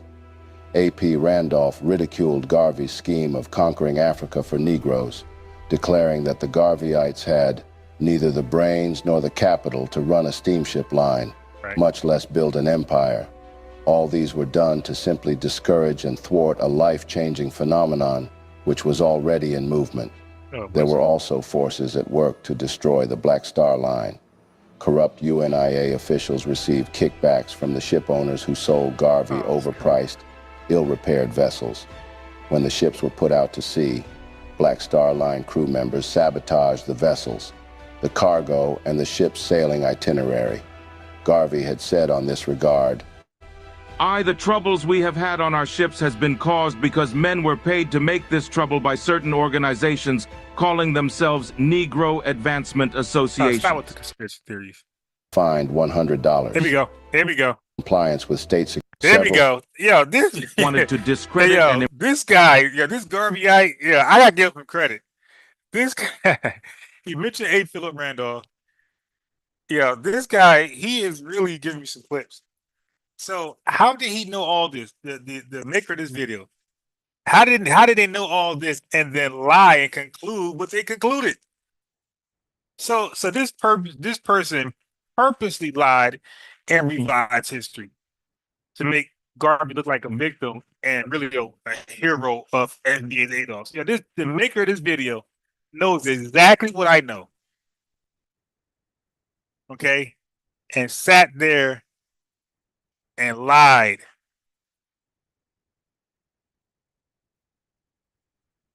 $2 million. W. Du Bois' direct connection to just lying. But he knows that the masses is going to watch the video, never challenge it, and just fall in love with Marcus Garvey. Imprison me to please their Negro. So I know this person won't talk to you.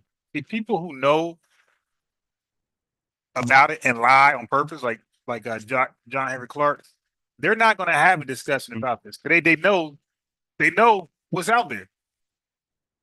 Like, nah, I'll pass. Political wars and foreign power tried to. I'm thinking that he ain't gonna know, and I gotta like show him, hey, or hey, Philip Randolph. Well, he never, the president blocked him. He's gonna know all that. So a person like this will not talk to you. Make the plan unpopular and unsuccessful. Additionally, several state corporation commissions. There we go. I want this right here. This I want to click. Concerned themselves with Garvey's compliance with state securities laws. Garvey entered a guilty plea. There we go. That Garvey was concerned themselves with Garvey's hold on to the government's attention. Corporation commission. Additionally, several state corporation commissions concerned themselves with Garvey's compliance with state securities laws. Garvey entered a guilty plea to the charge of violating the Illinois Blue Sky laws and was fined $100. Garvey was also investigated by the Virginia State Corporation Commission. Garvey was in hell. Bloody hell. Everywhere was a trap. No. Bloody hell. Bloody hell. Additionally, several state corporation commissions concerned themselves with Garvey's compliance with state securities laws.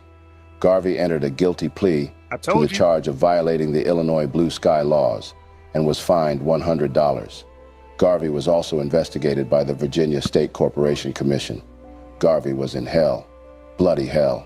Okay. Additionally, concerned themselves with Garvey's compliance with state securities laws. The fact that I have some like stock background for information, I was able to ask that question. See, if you don't really know about stocks, read about stocks, and try to trade stocks to a certain level, learn how to trade stocks, like that would have missed you about Garvey selling stocks.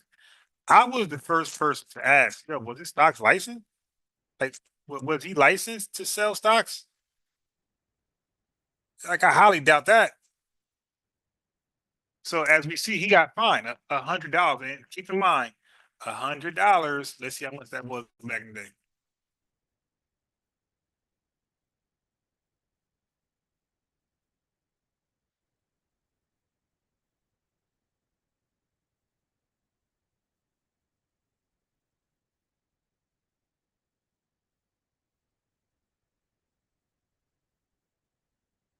How much is $100 fine today?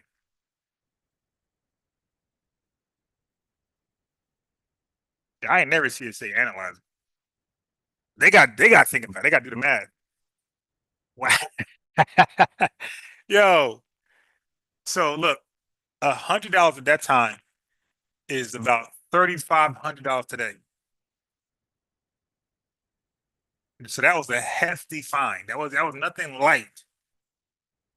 Okay, in case y'all like, oh, ain't nothing. No, $3,500 today. This dude is terrible, man.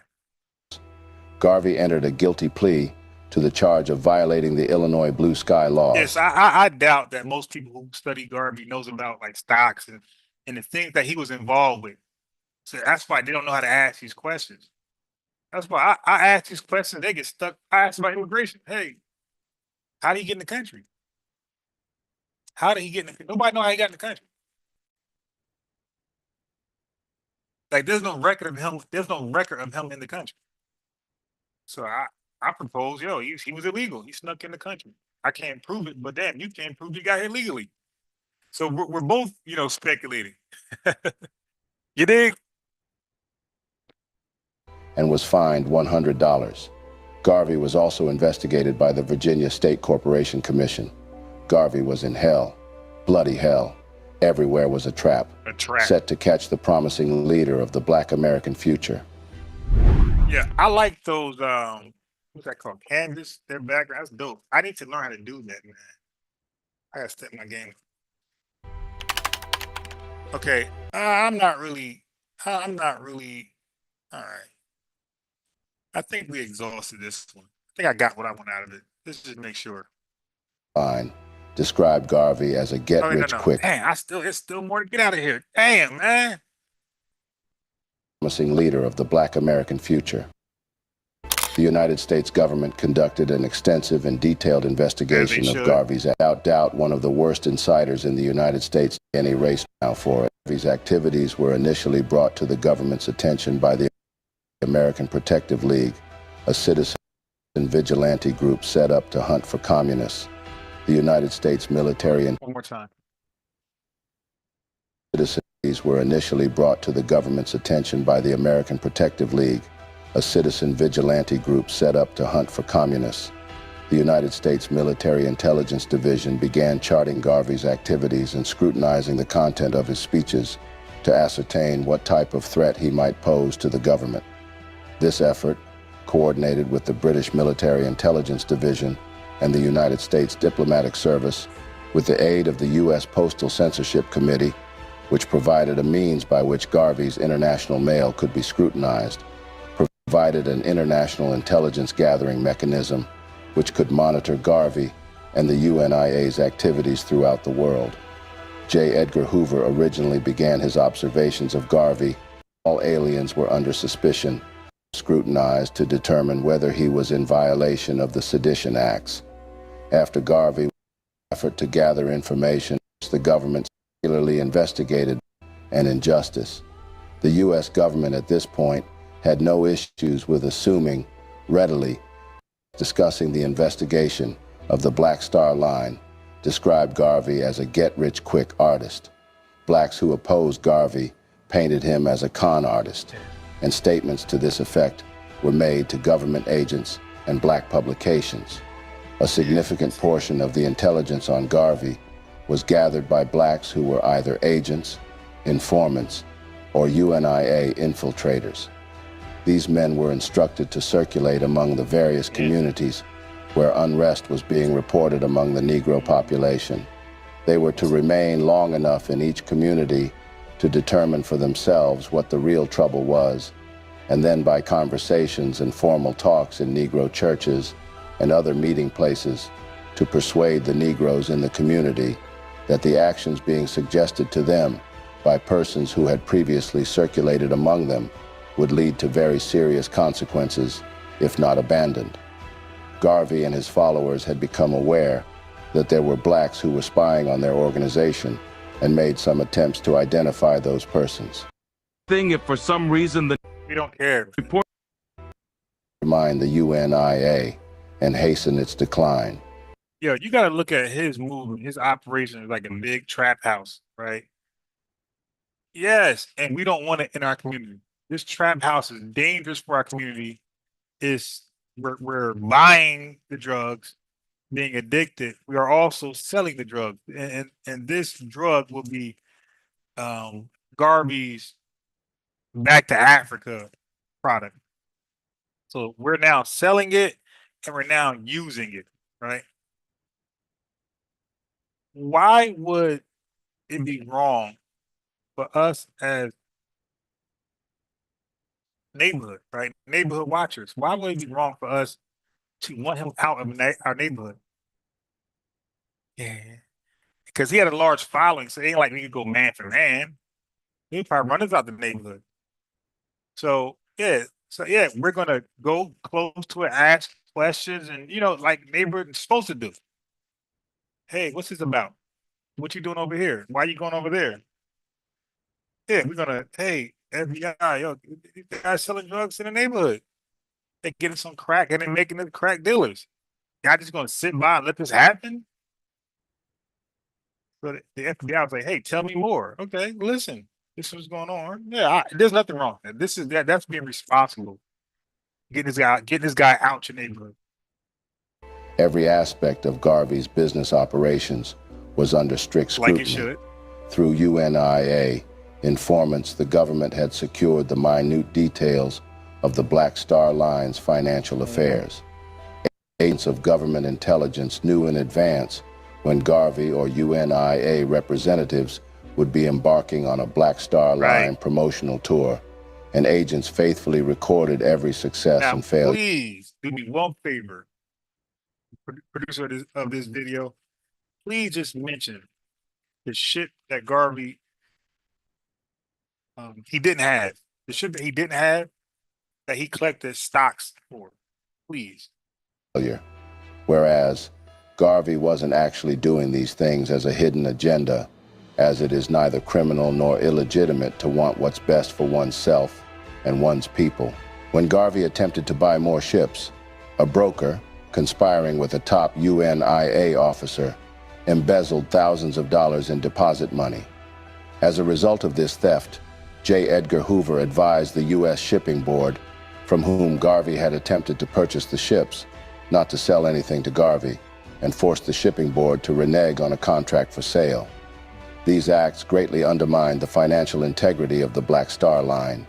It moreover undermined the confidence UNIA members placed in Garvey's vision of a redeemed race. He didn't produce anything. However, an overwhelming majority of the fiercely devoted UNIA membership still believed implicitly in its martyred leader and accepted unquestioningly his bitter account of the dishonesty and treachery that caused the downfall of the Black Star Line. I don't really care about this. Garvey's conviction must be examined in terms of the substantive elements of mail fraud. Nah, we don't care again. I don't expect them to get a fair trial in 1920. I don't expect any Black American, any NBA Adolfs to get a fair trial in 1920. So spare me on the trial, okay? We can look at the average Black Adolfs, NBA, and none of us got a fair trial. Okay, so let me, on average, very few. Okay, so now let me do this.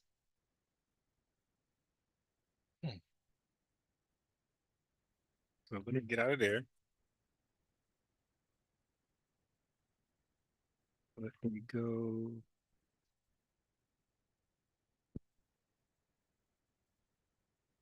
Let me switch gears a bit, and I'll go back because I've been wanting to get rid of this video. Listen, if you are not into crimes, stop getting involved and stop aligning yourself with like these criminals. Like there are no what's that phrase? There's no honor amongst thieves. Listen. Nothing else, my man? My man, take a seat for me. All right, watch this. He's in his hand. Swing your feet in. Like he was not about trying to go to jail for this other fool's decision. Okay, like he looking like, man, y'all got me in his handcuffs. I ain't even do nothing. Yo, y'all got all of us handcuffed, including the real criminal. Dude, man, just take who y'all want. Stop with the shenanigans. So look what he about to do.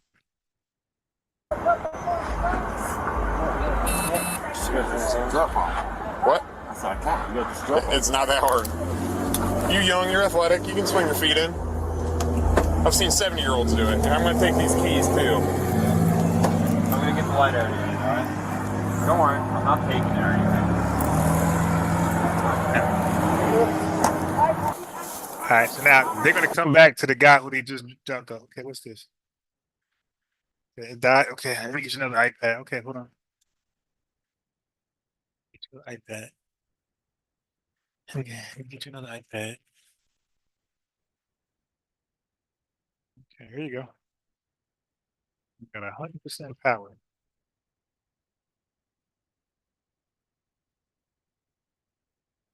Here, go. Here. Go. No, over there. You're gonna hit this cartoon. Get your ball and go outside. Go. Okay. So you went back to the car. Ma'am. Relax. Ace? Look. Ace is the dude that was in the back seat? Is that what you guys call him, Ace? The one who told me that CCW. Alright, well, he don't have a CCW. Okay, so that was the woman. Alright. Okay, I'm just telling you, he don't, so... Hey. So, I think it's all gonna be... Green Nike bag at the floorboard. Okay. Hey, do you have any of those bags? So that was the woman holding it down, going to prison for an idiot, right? Now, I don't believe the other folks in the car did anything criminal. Only one guy was the criminal. So, but you know, the no snitching, let's all go to prison for 100 years. So now, what's sad is that the no snitching thing it only favors the guy who's involved, the guy who's responsible for all the uh the illegal activities. The other folks are just there, right? So, but no snitching means that we're all caught. We're all caught. We're all caught. This is all my stuff. All this illegal stuff is all mine. But y'all can't snitch on me. So therefore, we're all going to get charged with it. Is that sound cool? Yeah. Okay, let's go. Like, who the hell would agree to that? All right. So anyway, he's asking the young man that he put in the car, "Hey, was that bag near you?" Because they want to know who they're going to charge for this bag, which was the gun. So now he got the nickname from the woman. They call him Ace. So now he's coming back to the young man he put in the car, like, "Hey, was that bag yours? Basically, was it near you?" And Ace gonna be like, "Hell no." I'm sorry, not Ace, not Ace. Ace is the criminal. He gonna this young black man gonna be like, "Hell no, that bag is Ace's." A green Nike bag at the floorboard of the driver, is that your bag? No. In your pocket? Is there anything besides the marijuana and scale? I don't know. Did you get anything else out of his pockets? Just a phone. All right, man. I have a drawer of marijuana. All right, so leaving the cemetery, who was driving the vehicle? I don't want you to lie to me. She already told me. All right, so apparently, leaving the cemetery, it was the guy Ace driving, but he don't have a valid license and he got other stuff going on. So as they got pulled over, they switched seats. He and the girl switched seats. So that's why the officer is now going back to ask the young man, "Hey, leaving the cemetery, who was really driving? Yo, be honest." Truth. This is beyond the driving. I don't care about the driving. We're investigating something else beyond the driving of things located in the vehicle. That's why I'm asking you, who was driving the vehicle when you guys left the cemetery before you guys pulled in that driveway when we got behind you the first time? Ace? Don't get involved in stuff if you know you're gonna tell. Hey, my man, they call you out of your first name Ace, or they call you Ace? My name is Nicholas Gates. Nicholas? All right, so you had the gun on you, that's whatever. The bag that was by you in the back seat, is that your bag? What? There was the no brown? bag. It's like a brown. What about the green Nike fanny pack looking bag? Only thing I have, See, bro. so that's crazy. This is all his stuff, but he's gonna act like it's not his either. So when everybody said it ain't theirs, by default, they all get charged with it. And you can't snitch and say it's mine. So you're gonna get a charge that you shouldn't have had. All because of my pants and my shirt that literally match my work pants. I have a it was in the front. So you were driving when you left the cemetery? I was sitting in the driver's seat at the cemetery listening to music. Like I was blasting my music. So he's not gonna take responsibility for what's actually his. So he's gonna allow. I mean, ain't that like reverse snitching? Instead of y'all putting it on, like snitching is really holding that person accountable. Snitching ain't bad. It's holding you accountable. Nigga, you did it. It's yours. What's not cool that is not mine, and I'm gonna get charged to go to prison. I mean, like that's I can't go with that. Give me 1 second. Like I said, I watched y'all ride past and look right at me in my face. I was sitting at the cemetery. I'm taking videos. I took my shirt off. I sat in the driver's seat, changing the music, all that. Yeah, I'm sitting in the car's not moving. I don't think. I don't care about me. So listen, if you were driving, you're driving. I'm telling you that I wasn't though. She said you were driving from the cemetery. The other guy said we saw you driving from the cemetery. That's one thing. Okay. I'm asking you about the bags in the vehicle or any of them yours. Like I said, the only possessions I have in that vehicle is my phone, and I have my fucking shirt in there that I don't have on. See, so he's denying, or he's not taking responsibility what's his. Like, and like that's the crazy part. Like I would listen, man. If you're gonna be into illegal activities and be around people, man, just man up. You get caught, it's mine. So you're gonna rather. So now, what if he got away with it, right? And it's not his. I'm sorry. What if they charge the other dude for it only? So what if the guy what if the guy in the back seat, the black dude, what if he got charged for it only? Nobody, not him or the girl. He would be cool with that guy doing 10 years, knowing it was his stuff. But don't snitch. They think it's yours. Oh well, that's the game.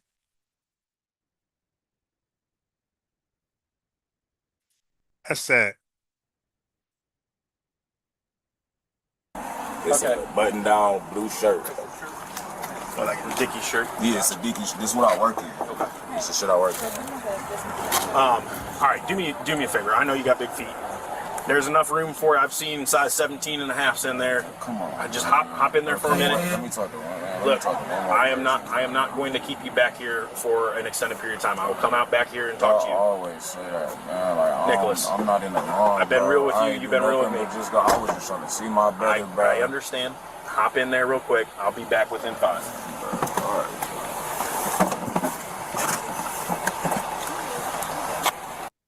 No, I have her pulled up right there.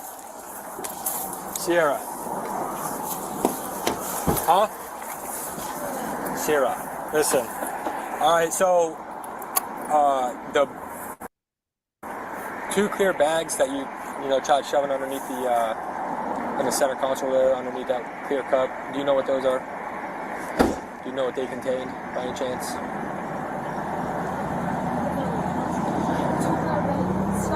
Get it. No, Paul, get up. Go outside. Go outside. Were you trying to put that weed somewhere? I don't know. I'll take my ticket. I don't mind you. What do you mean to clear back? There's, blue substance. And it's crazy. Like they all like under like 22 years old, and they're doing drugs. They're dealing drugs. Like that's like really horrible and sad. These aren't like 35-year-olds who've been in and out of the prison system. These are new crackheads, potentially. New crack dealers, potentially. And yeah, you would think so. There's no blaming the white man. Okay, not in 2025. Like this is something far deeper. I'm not talking about a bottle. I'm talking about when you were making movements right before I asked you. You don't know what I was actually doing. If you look at the seatbelt in the car, you'll see that it's wrapped around. I pulled it over so I would get the seat.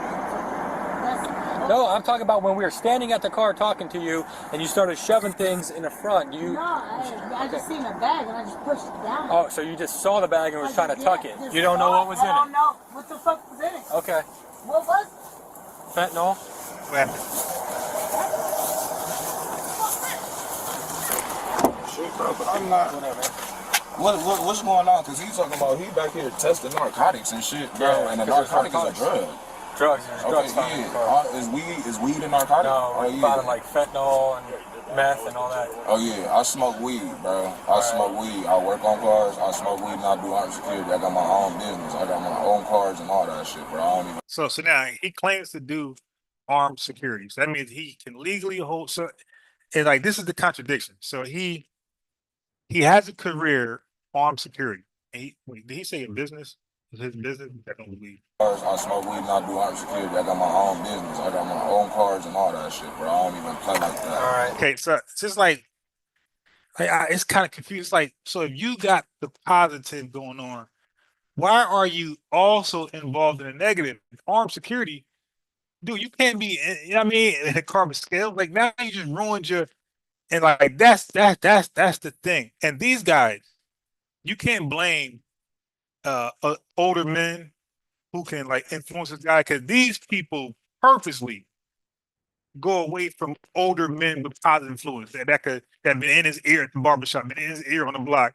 They purposely go away from those older men like myself, and they go hang around guys like themselves, but younger than him, so he can be the elder, so he can be the older, so he can be the influence. I experienced that for myself. They purposely get away from you and go hang around people like themselves, but more so inexperienced or younger, where he can be the elder and say, my young boy. So he claims he got all this going on, but you'll ruin it all in a traffic stop. What I'm about to ask you is my sister. The driver? Yes. What's going on with her? Well, with her, she's gonna get a ticket for this red light. Is y'all about to take her to jail? Like, well, she had. I don't know if we're gonna. You're gonna go to jail. I'm going to jail. You're going to jail. Why? Well, you're going to jail for one, the firearm. For what? The firearm. Why am I going to jail for the because firearm? If you have a firearm and you have a warrant, you cannot have a firearm. Okay, I was not aware of a traffic warrant, bro. Literally. Okay, and like I said, I talked when a police officer told me. He told me I have. This dude is really like, you could tell like he's used to this process.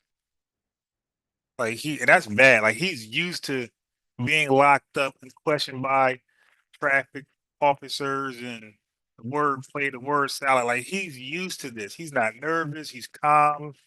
He's not stammering. His words are not stammering. I can go to arraignment on Monday, bro. I was not aware of that. Also, I did everything else. I cooperated with y'all. Also, the things we located in the vehicle, we interviewed every individual, and they're coming back. Everyone's saying that the bags are your bags. What? Yeah, bro, get the fuck out of here, bro. That's why I asked you, and you didn't want to tell me whose bags they were. I said they weren't mine. I told you that. I said the only thing I have in there is my shirt and my bro. Come on, the one bag that was laying right next to you? There was no bag next to me. There was no bag next to me, bro. There was a brown bag. What kind of brown? I did not see no bag in the back seat. Well, there was a bag right next to you. A purse? It was a bag. A purse? And then there was a, what do you call it? There was a fanny pack shoulder bag. Look at this guy. He looks under influence, man. I don't know what it is with us, and we just want to be high. We just want to be, when you say high, you have to say asleep. Like we just want to go to sleep our entire, I don't even know how, I don't get how I never did, but I don't understand how I wanted to sleep away. Or, how I want to sleep away my day. Or be docile, like just high, just in a day, whatever feeling you get the whole day, half the day. Like I got too much stuff I want to do. Bag. Dude, I have on work clothes, bro. Like what? Come on, dude. All right, but so that's what we're going through right now. So you got work clothes. Yeah, that can be your little hustle, your little disguise to show how, hey, to throw off law enforcement. Take me to jail. You are gonna go to jail, yes. For what, bro? For I didn't do shit. Like, come on, bro. You talking about the wait? I'm not even done. Let me get some of this stuff done, man. That's not fair, bro. Like, come on, bro. That's not fair. Hey, do you have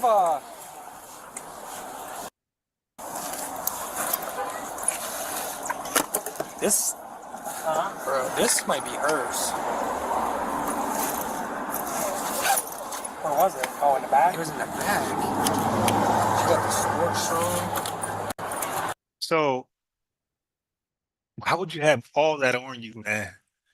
I mean, that's not, knowing that we deal with racial profiling more than other races, why would you have that on? I mean, that's like self-snitching. Why would you have all that legal stuff on you, knowing how often we get pulled over? I don't know where you're from. I see white officers over there, so that means that they get pulled over more often. You got a better chance of like black populated neighborhoods. We get so many black people driving and communicating, and driving and commuting, that you in illegal activity, you probably got a better chance. But I say get out of illegal activity altogether. Oh, in the bag? It was in the bag. She got the sports on. Cause dude, there's like eyelash stuff in there. Is there? Yeah. It looks like, hair bottom blue. Oh man, they about to get her. Young Benjamin's gonna be here for her. You want CCW too? They about to get her. Like, talk to me, bro. Like, what the fuck, bro? What do you want to say? I'm not there, bro. I brush my ass every day, bro. This shit ass, dog. And this dude fake screaming and crying. Dude, you're in, whether you're doing it by yourself or not, you're into illegal activity. You have to know this is the potential end result. Damn, bro. Listen, I'm saying, bro, you talk about they saying Put that. your foot back in. Bro, you talk about they say, oh, that's your shit, bro. You just gonna be like, what, bro? I got paperwork, bro. I work every single day, bro. That shit lame as fuck. You just gonna go off of their word, bro. On my who's wearing the green Nike bag? Bro, on my brother, I just left seeing on my brother's fucking. Yeah, nobody care about your brother's grade. He's spitting on sides as well.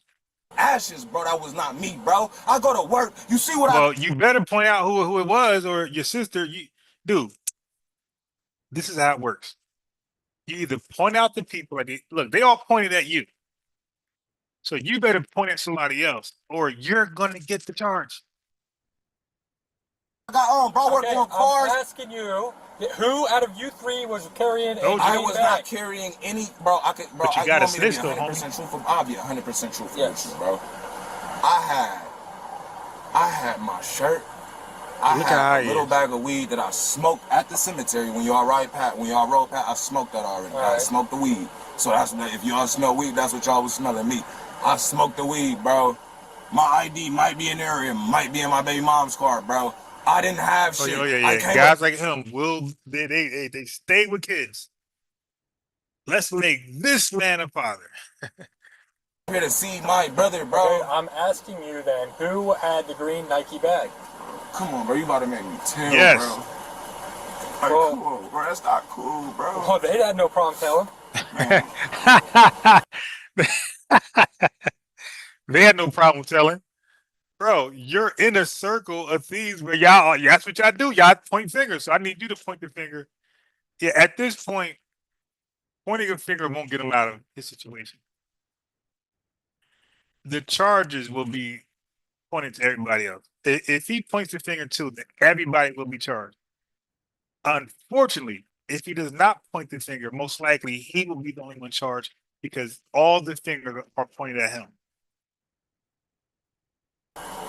This shit, man, bro. Take me off camera, bro. Take me off camera. I got him just muted. Take me off camera. Oh my God. Take me off camera, yo.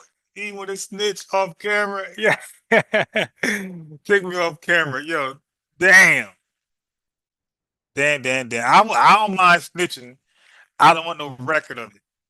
No surveillance record. Oh my God.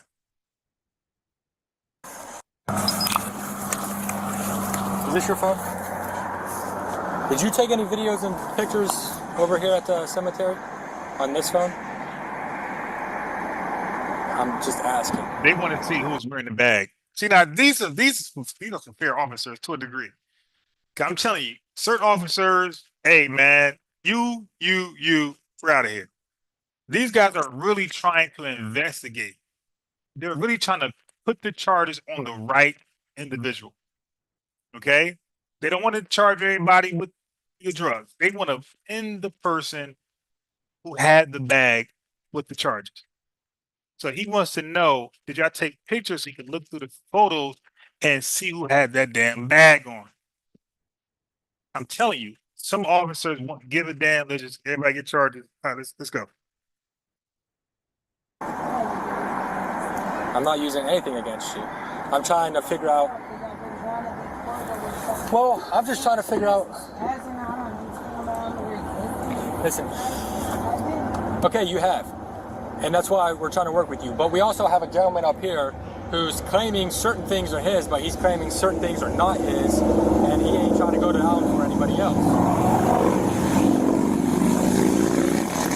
I'm not saying you got to go down for it, but I'm saying out of that green bag at the cemetery, who had the green bag?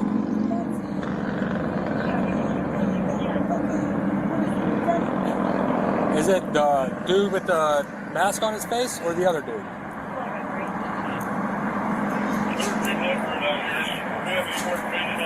No, you said his. There's two gentlemen. You said that's his.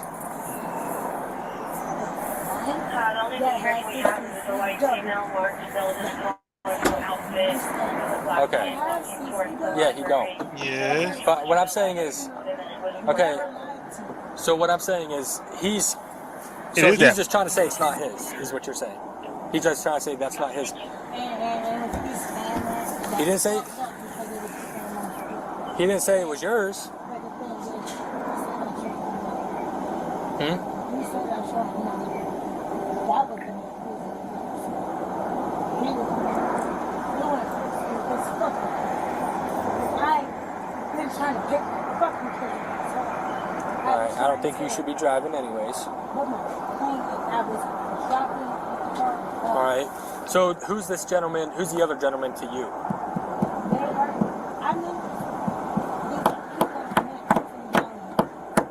So all right, the front seat passenger with the thing on his face, he didn't have any bags on him at all, none of that. I'm talking about like a fanny pack or a book bag or anything. He didn't have none.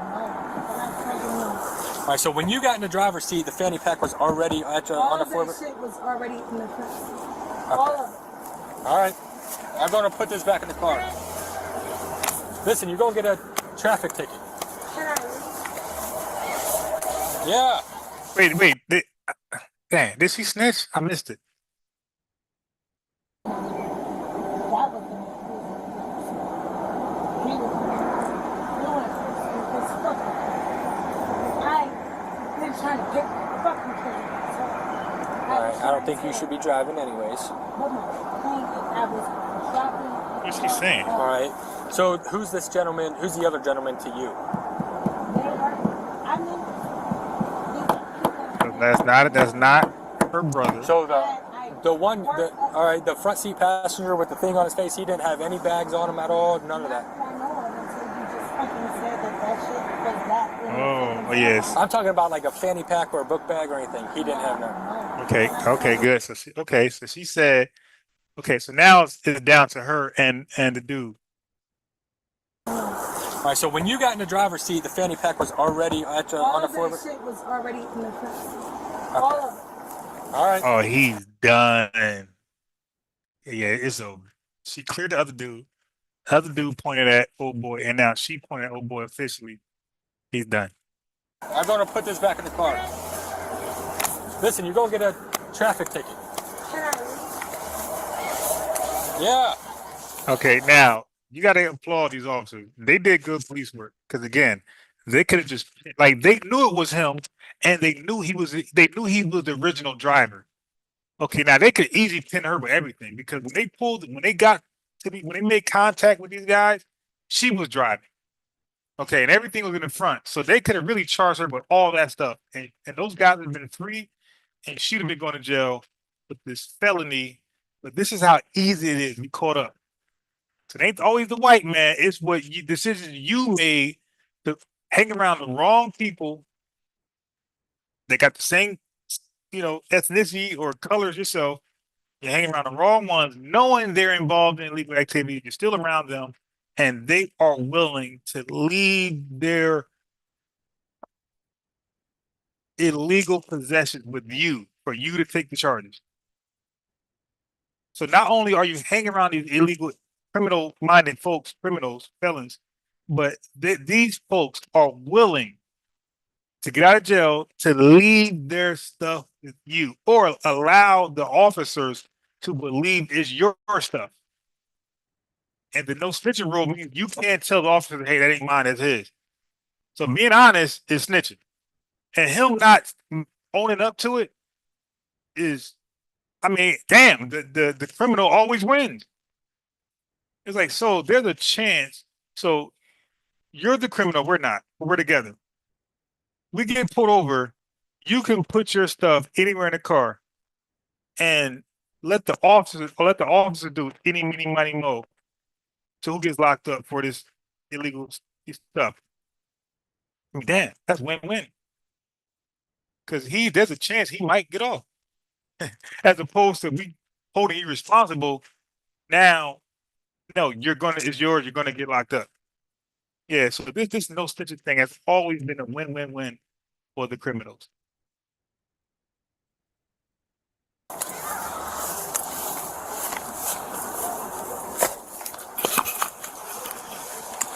Harry.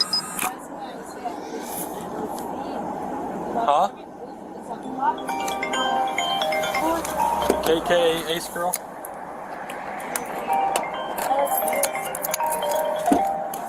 My question is, are you willing to open this and look at your photos? I'm not gonna let you look through all that, but I will see it. Oh, yeah. Okay. Yeah, she got some incriminating stuff in there that he don't want her to see. I have no problem That with she don't want him to see. How am I supposed to do it? Put your hand up here. How? What do you want me to do? That's why I get out of this. What is the game for living this I'm lifestyle? a lot of things from They're all broke. it's hard. I'm trying to fucking help. I'm trying not to send the wrong person to jail, that's all. I'm trying to help you. You see? He's trying not to send the wrong person to jail. You guys got to stop with your monolithic views. You got to stop. It's hypocrisy to say we're not a monolith, but then you make other entities a monolith. Just hold the people accountable that need to be held accountable, like this officer is doing. He said, I don't want to send the wrong person to jail. That means another officer can say, I don't give a damn, man. This is over. You guys playing games, then y'all gonna learn a valuable lesson. All y'all get charged. Or just charge the wrong person. Don't care. Any, meeny, miny, mo, you. Jail. Prison.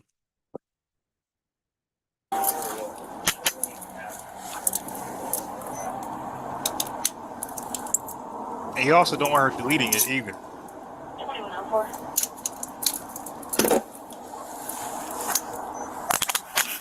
Oh, they about to have evidence. Of the guy wearing the fanny pack. It's over. And most likely, like, they probably already aware of the guy's previous activities. And, you know, they probably got this guy under surveillance. They already know that he's into this. They just don't want to lose a case by saying is, you know what I mean? Because they want a foolproof case to hand to the DA.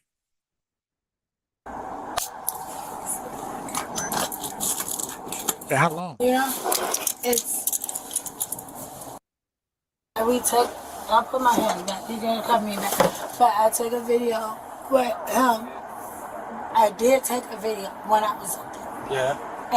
And because he wanted to go see his brother, that was the whole reason I took them up there. Okay. I took a video. His brother's dead. We were playing music and dancing, whatever. It's in, not Ace's phone. Ace's phone was dead.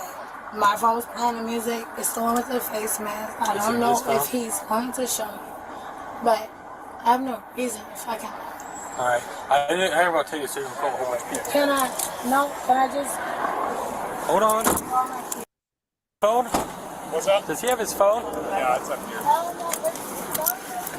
You want to show us the video?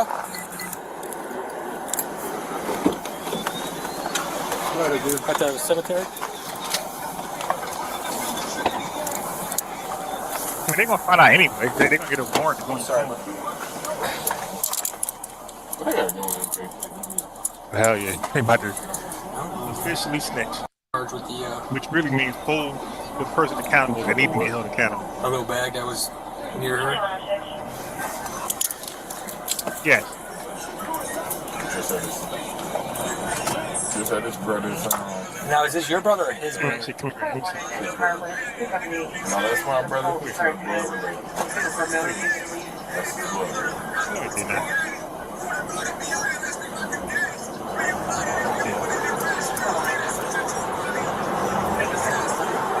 She recorded it. No, they go. Do that. You ever been in trouble before? Or convicted of any felonies? What are they? What do you want? Any drugs? Alright, so the green bag, all we're trying to figure out is who's the Nike green bag that's in the car. That's the gun.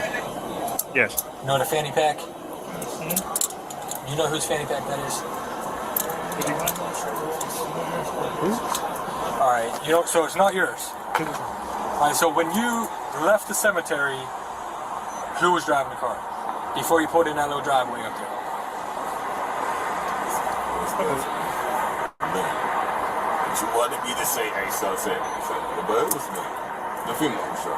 When you guys left. So then why'd you guys pull into this thing? Why'd you guys pull into that driveway and turn back around when we pulled behind? Two reasons. One, drop them out. had to find out so important that 2, we was going the wrong way. We wasn't going that direction. We was going back this way. All right. So. Wow. Okay. So why is his shirt in the front seat?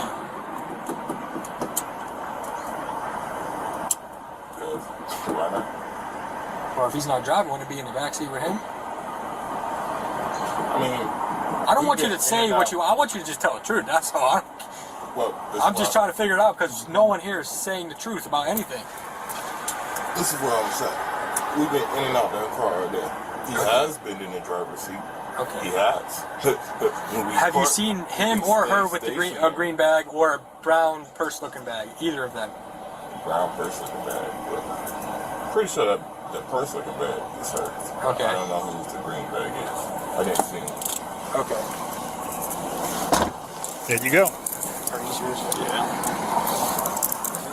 This is frustrating. This is frustrating. They all just lie.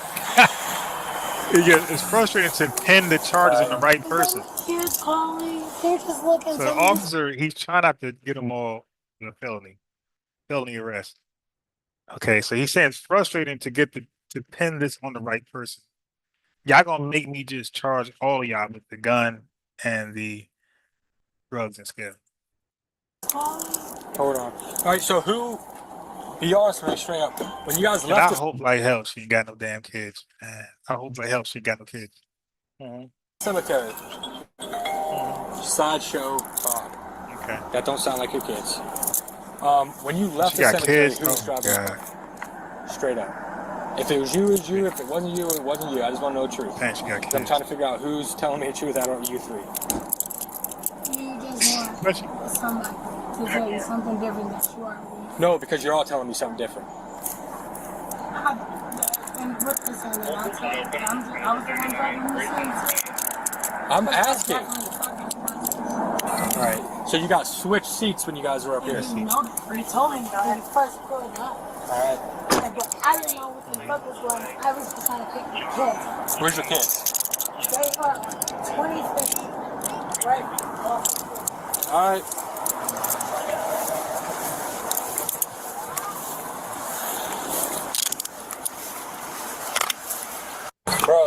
Bro, what is going on, bro? Y'all talking to everybody but I'm just me, no. man. She was just. I was talking to her about her kids. Who about whose kids? The girl. She said she had to pick some She kids do up. got Okay, kids. bro, God bro, I damn. don't give a fuck, bro. I got kids, bro. And I know. motherfuckers is trying to put. I don't give a fuck about her kids, bro. I'm talking about my kids. Right. You feel me? What, bro? He's still testing stuff. When he figures whatever it tests for, then we'll be able to go from there and get everything rolling. Okay, I'm saying, bro. Y'all might like. So I'm saying. Bro, like I didn't, Right. Okay, I gotta do a couple wait, things, can I get 10 more seconds, bro? 10 more seconds. You can count on your fingers, bro. Look, I done told y'all the truth. When I asked about the firearm, I told y'all the truth. I gave you my firearm to make y'all more comfortable and everything, bro, because I didn't want y'all to feel like I was a threat or anything, bro. I understand I get loud and aggressive, bro, because I don't like being bothered by the police because I do nothing to nobody, bro. With the fourth thing being said and the last thing being said, bro, I understand with the firearm, bro. Like I said, I'm going to arraignment Monday, 8 a.m. before I go to work, bro. Please, bro. All right, Please, I'll see what I can do, bro. I'll see what I can do without sending you down. Don't do me. Seriously, I gotta look. Yo, where is sure this you ain't got no going? felony convictions I and don't. then- Bro, look, wait, hold on. I don't do I nothing think they're but work testing on. the drugs. I don't know what the hell they do. Wait, in your face, bro. I'm Yes, a grown man. really You a gonna grown try. man. We both work, bro. Yes. Please, thank I'm you. really gonna try. Huh? Hey, John, are you just doing CCW improper? Because if he has a warrant, he's still not qualified at all. Right. You don't have to charge him with the weapons under because it's theft. You can still charge him. I mean, we'll just check his record though, and then if that's the case, then yeah, I don't.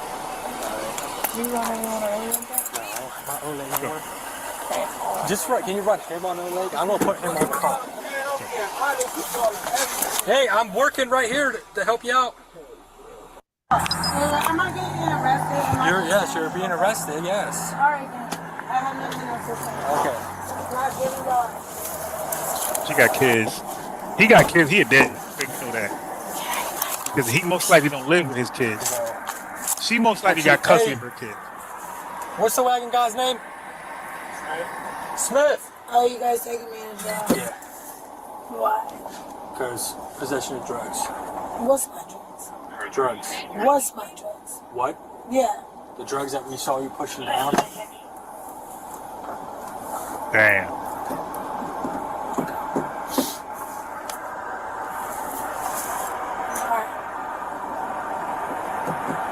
Yeah, ain't got a chance, man.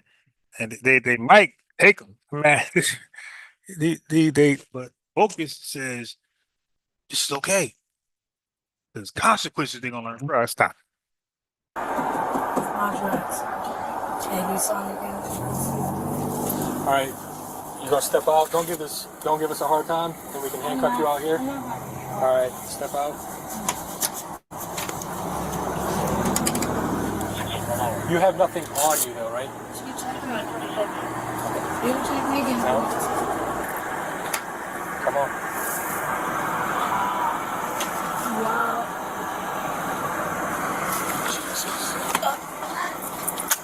I gotta pee. Oh, you can't pee. I know I can't. I'm about to. Can I just pull these up real quick? Yeah, go ahead and put it.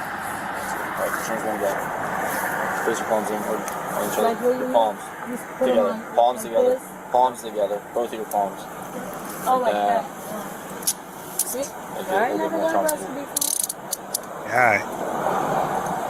And I was about to ask you that. Can you put it on top of my wrist? Please put it on my bones, please. Go. I'm doing it. No, I'm not telling you. Just I know. I'm trying to help you get it. Where are you from? It's as comfortable as possible.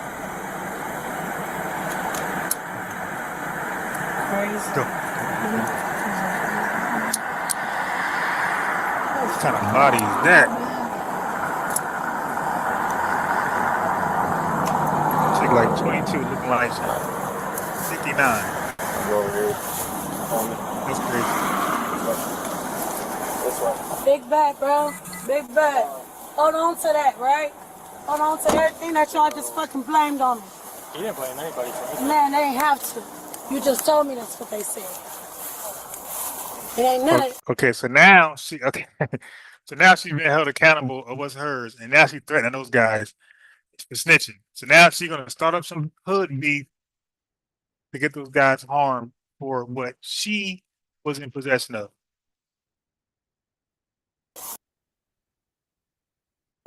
Hold on to everything that y'all just fucking blamed on me. He didn't blame anybody for anything. Man, they ain't have to. You just told me that's what they said. It ain't none of it. Well, Bet. We I'm just coming, saw baby. you I'm coming. push that back. I'm coming. But you also said you saw me get in the front seat. So if you say what you saw, don't let your eyes deceive you. You're right. Exactly. But then you I know. didn't see you get in the front seat. I saw you not driving. You saw them right. I'm coming. I'm not that. Why y'all be doing that? We're trying to get out of here. I'm trying. We've been here too dang long. Come on, I need you to. I'm about to. No, I'm telling you, I'm about to put my weight on you so step up. He's a big boy. He works out. Well, I didn't want to think I was resisting, huh? I know how y'all. Oh, come on, that's a lot. Watch your head. Can I see? Yeah, I'm just trying to show you. Keep your hand on the steel. Shit, fuck it at this point, right? So if you Right? So I put me in a fucking cage like I'm. Oh, that's crazy. I ain't gonna do that. It's cool. No. If I get fucked up, it's cool. Stop. Bro, I'm back there as soon as you get done. I don't do seatbelts. That's fine, man. It's on you. I don't do seatbelts. He was like, all right, whatever. There's no money in the cup holder.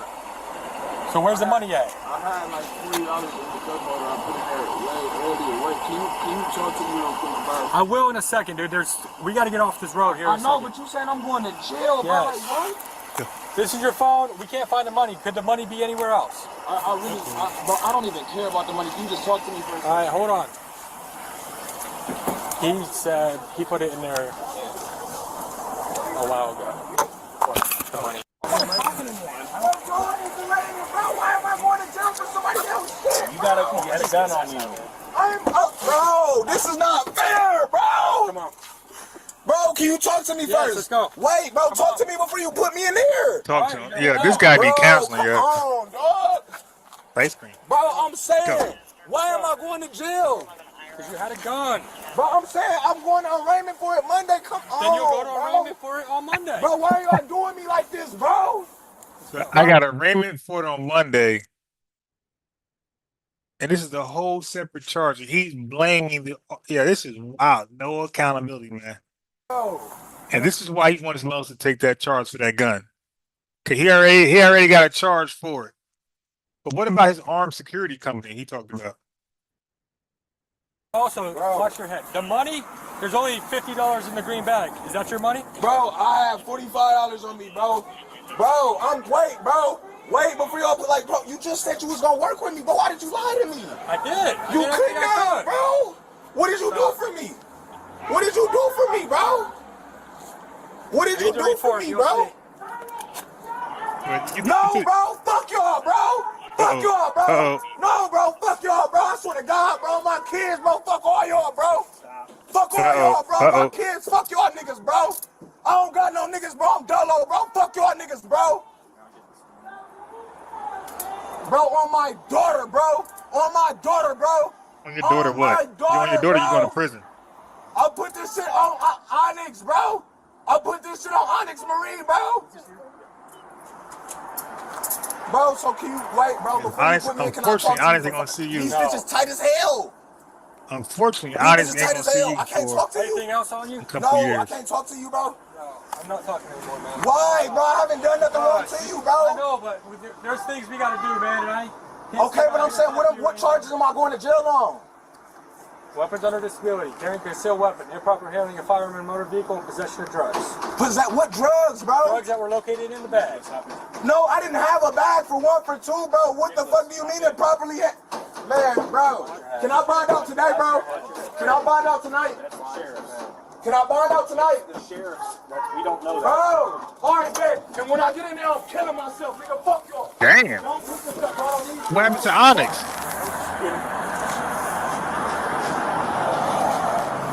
Yo, he got let go. I can make it work. What's up? So I'm skinny. I can make it work. I got you. I got you. Yeah, he said, man, I'm snitching, man. Ain't none of that stuff mine. Y'all tripping. I'm good. And now they're gonna tag him as a snitch. Wow, that's a good job. We have the wait, man. Bro, I've been in here for 30 fucking minutes. Well, trust me. They tell us when we can get you out. Bro, I shouldn't even be in here, bro. Are you gonna be showing us when we get you out? What the fuck do you mean? I'm handcuffed in the cage. What the fuck choice do I have? You, come on, bro. You told you gave me your word you was gonna help me, bro. I did it. You did not get charged with everything. What? I got charged with shit that, bro, okay, you charging me with weapons under disability. Cool, bro. He's still arguing. You charged me with possession of what? The drugs that were in the bag. What drugs and what bag? I didn't have a bag, Officer Sheila. Let's go. Yeah, bro. Can I bond out today? Probably. It depends on them. That's not us. What is like? Okay, so can y'all wait before can I at least have my phone so I can get my number out of it, bro? They will give you time to get numbers out of it. No, they're not gonna do that until I get booked, bro. Last time y'all did this shit, bro, I came in here at 2 in the afternoon, bro. I didn't get booked until 6 in the morning. I doubt that happened. But I swear to God, now that if you give them a hard time, they'll probably make you. I'm not getting, bro. I tried to give you a great time, bro. You still fuck me, bro. I did not fuck you. Don't blame me. Let's go. Come on. So the other nigga ain't go to jail? No. Oh yeah, I ain't gonna lie, bro. Y'all let me out. When I get out, I'm beating the fuck out of them. Call it what y'all want. Charge whatever y'all want. Charge about me saying it. I'm gonna beat the brakes off that bitch when I got it. I'm gonna beat him up for holding me accountable. I'm gonna beat him up for yeah, she did it. I'm gonna beat him up for holding me accountable for the drugs that I got. These same day Donnie. Yeah, all right, so I'm gonna end this one right here. I gotta eat. I'll holler at y'all a little later. Not gonna lie, maybe 7, 8 o'clock. Peace.